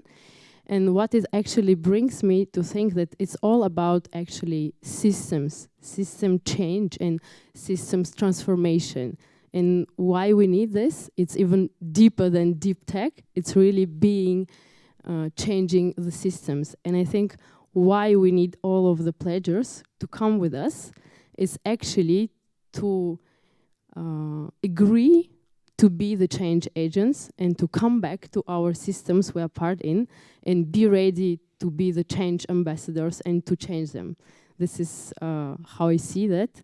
And I think our room here is really called for this action. So what do you think about it? Thank you.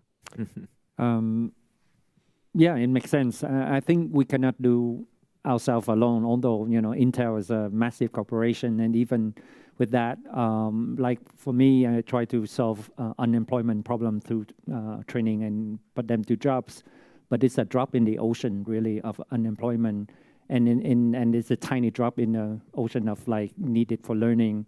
So we need to work with existing players, the ecosystem people, because there's hundreds and millions of training providers out there across the continent and across the world. And if we bring all of them along, then we're going to make something big change. And that's, for example, Generation India. We work with the National Skill Development Corporation and with the government of India. And through there, we build capacity of other trainers, providers. There's 24 of them working in 27 states. And through them, we hope to accomplish about 25,000 learners in the next 2 years. But now we work within a phase to get to 100,000 by expanding to the states and other providers. So by ourselves, Generation India, we don't have the means, the capacity, and it takes too long. But we realize there's existing providers that are willing to learn how to do placement, how to support learners through mentoring and coaching, things that we can provide them with value, and then they go around, they turn around and provide services in their network. So if we do that, we multiply the impact, and we go faster that way, working together in a network instead of doing things by ourselves. Yeah. That's a listen. Amazing questions and really great comments, but we really need to end. As a moderator, you have one job. Yes. Keep track of time, and I've failed miserably. But I want to thank you so much for your beautiful comments here. Give them a big hand. Thank you.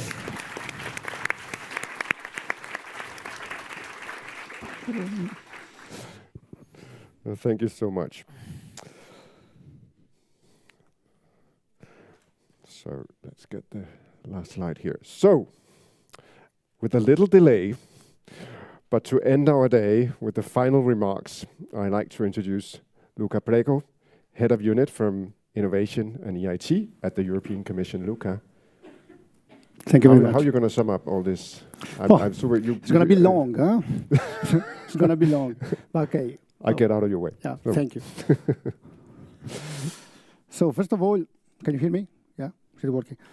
Let me start with thanking. Thanking the European Institute of Innovation Technology, thanking EIT Manufacturing and the EIT Health for organizing this first Deep Tech Talent Initiative networking event. And of course, my gratitude goes also to the member of the EIT Governing Board, Pia Sandvik, for her constant support.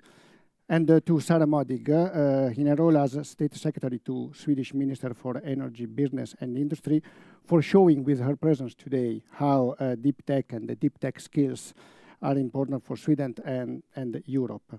And last but not least, I also thank all the speakers who provided an impressive and very interesting inputs on how to try to close the skills gap in deep tech. So, across the sessions and by listening to all the speakers this afternoon, I had the privilege to testimony that not only a common vision about the importance of talent skills in deep tech, but also clear ideas about how to translate these visions into action came up today. And I think it is clear that to fill the deep tech skill shortage in Europe, we need coordination and support at European level. And this is exactly what the EIT with the EIT Deep Tech Talent Initiative is doing. At the same time, there is a lot happening and in the business sector. We have seen with AstraZeneca, with Stirride, Intel, Generation in the last panel, that the business sector is also very active. And I believe the challenge is, again, how to pull all of this, what is happening together. This endeavor is very ambitious and complex, and it surely benefits from the coordinated approach. And this is why the leitmotif of today, across all interventions and the perspectives, is the importance to build structured collaborations across Europe. Your presence shows how heterogeneous and interconnected our target audiences are, and we have really a lot of takeaways. I was actually discussing with Martin at the coffee break that it will take me 45 minutes to recap all of them, but I will be shorter. And I will try to go quickly through them. So, union achievement reminded us that it is never early enough to start to instill the innovation and entrepreneurship culture in our future generations. The KTH Royal Institute of Technology came again with the importance to link, to bridge education with research, with business, which is the so-called knowledge triangle. Campus Biotech Digital came with the concept of we need multi-skilled talents and kind of tailor-made programs. And they also mentioned that this is needed to get a strategic autonomy in Europe on a deep tech. Then Conception X came also with a very interesting idea that we want to work on PhD students and to see how we can stimulate them to go beyond just writing a thesis, but see how their research can become something which can go to market, and also, the need of give them also some basics about IP. Then also I found very interesting what molecular attractions insisted to work on, so kind of training for not only engineers, but also policymakers, regulation bodies, because there is the need for them to have a reliable interlocutor and to see what can be done and what cannot be done. And also the concept of the importance to target also underrepresented groups came from Vinnova, and also Generation was mentioning it early on. And then, last but not least, I think that in the last panel, I found this concept of democratization of deep tech and the need to reach a big mass of people. So, The EIT, with its largest innovation ecosystem in Europe, is for sure the best placed actor to bring all partners together and create an impactful structured collaboration for deep talents. This is the reason why the European Commission delegated to the EIT the implementation of the Deep Tech Talent Initiative, which is one of the flagship initiatives of the new European Innovation Agenda, which has been adopted by the College of the European Commission on last year, on the 5th of July 2022. By the way, another flagship initiative is indeed about regulatory sandboxes. So the European Commission is working on that, but a lot must be done also at member state level. With the new European Innovation Agenda, the European Commission aims to position Europe at the forefront of the new wave of deep tech innovation and startups. It helps Europe to develop new technologies and to address the most pressing societal challenges, and to bring them to the market. Europe wants to be the place where the best talent work, hand in hand with the best companies, and where deep tech innovation thrives and creates breakthrough innovative solutions across the continent. The importance given to skills by the European Union is also demonstrated by the decision to nominate this year as the European Years of Skills. The purpose is to give visibility of the importance of skills in Europe by helping people get the right skills for quality jobs and helping companies address the skill shortages. Last but not least, skills are a cross-cutting priority in key European Commission strategies as the CHIPS Act, as the Net Zero Industry Act, and the Critical Raw Material Act, which have been also recently adopted by the College of the Commissioners. The European Commission is supporting actively the Deep Tech Talent Initiative and working hand in hand with the EIT, also by creating important funding opportunities within and beyond the Horizon Europe program. For instance, since 2022, the development of deep tech training is also among the priorities of the Erasmus Plus Alliances for Innovation, with a total budget of 62 million euros in 2022. And for those who are interested, the result should be announced soon. The synergies there are also with the Cluster 4 of Horizon Europe, where 2.5 million call on green and digital skills and the training needs for a just transition has been inserted in the last work program. The Digital Euro program also dedicates approximately 60 million euro to advanced skills, and in the program there is also a clear reference to the Deep Tech Talent Initiative. We are also making full use of our networks and fora to promote the Deep Tech Talent Initiative. We have promoted it with the Coalition of the Willing, which is a group created by former Commissioner Gabriel, but also with the European University Alliances. We are also continuing to look for synergies with adjacent fields, such as, for instance, the education technology. And we are particularly proud that MinaLearn, one of the companies that we have connected with the EIT, has recently also pledged for 100,000 learners. The Deep Tech Talent Initiative will be at the heart of the second Education and Innovation Summit organized by the European Commission on 27th of June, so pretty soon, in 1 month. And it will give visibility and give the opportunity to explain the political rationale of this initiative to a wide public. Tomorrow, also, I will attend the European Innovation Council Forum, and I will spread the word about this initiative among high-level representatives of our member states. As you can see, the European Commission is also actively engaged in making the Deep Tech Talent Initiative a success and to reach the objective, the ambitious objective of 1 million talents, and I'm sure that we will succeed together. Being part of Deep Tech Talent Initiative means to be part of a community that aims to boost innovation in Europe. So I encourage all of you to join forces to make it a success. Thank you.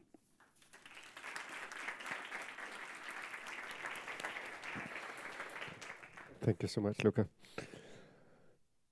Let's see. We've almost at the end of today's program. Thank you for a very nice some of the most important point. I like to crowdsource the last bit just a little bit. So you spent 6 hours here today, and you're going to go back and continue your whatever you're doing in your organizations, and we tend to leave all the golden nuggets that we heard here behind. So let's just spend, say, 30 seconds in silence, trying to ask ourselves the question, what do I bring back? What was the most important thing that I heard today? So 30 seconds.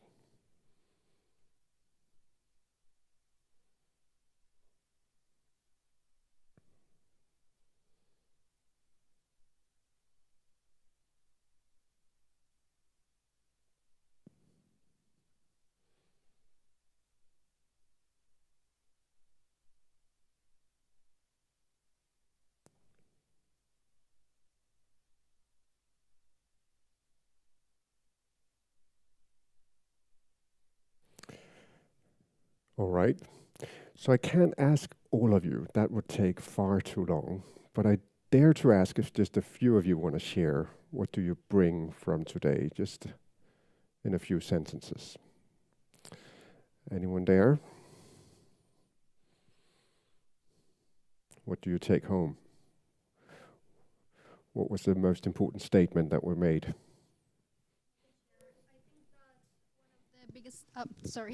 One of the biggest takeaways that I reflected was that we need to speed up and we need to collaborate and we need to insist. I really like one of the comments that said, like, if you don't get a yes, still keep going, because this is not an option. I have to reach to a lot of people, and unfortunately, it's very hard to collaborate and to get their attention. So today is like, yeah, a big warning sign. Let's move and let's make it happen.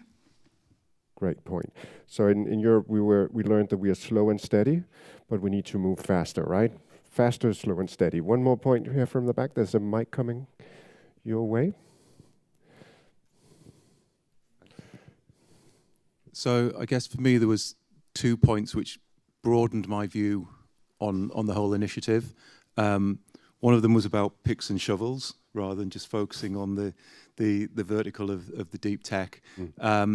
And then also the reskilling and the aging population and actually how it works. You know, I think when I think about education, I think about, you know, school leavers, college, university, and upwards. But there's a whole talent pool there to mine that I hadn't perhaps considered in the same context. It goes for all of us to stay relevant, right? Did we have one more point here and then? Oh, sorry. Yes, thank you, Julie Christensen. I'm from Norway, and I could maybe echo some of the things that already been said. But I take home that we really need to challenge ourselves. But there was one point that I wanted to make, and that was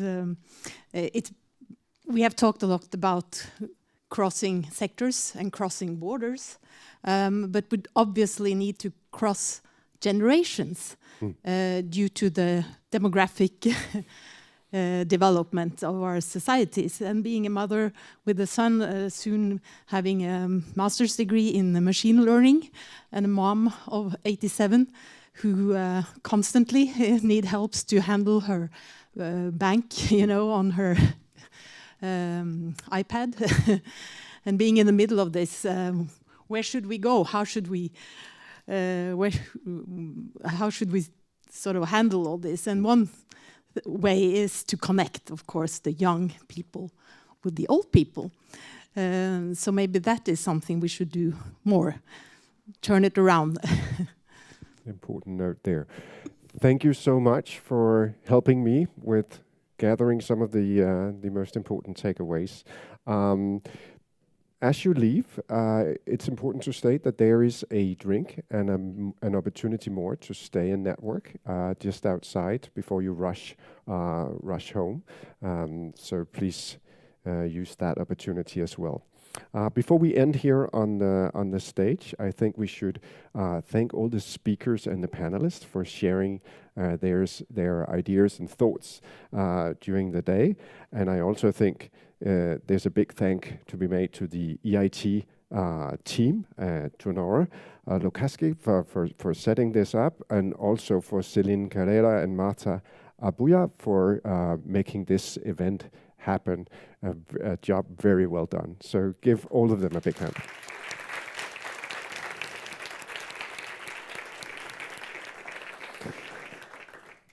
And final is a practical remark. Never end on a practical remark. I'm doing it anyway. The speakers and the panelists, please stay in the room for a picture. The rest of you, there's a drink. We're going to join you in 30 seconds. Thank you so much.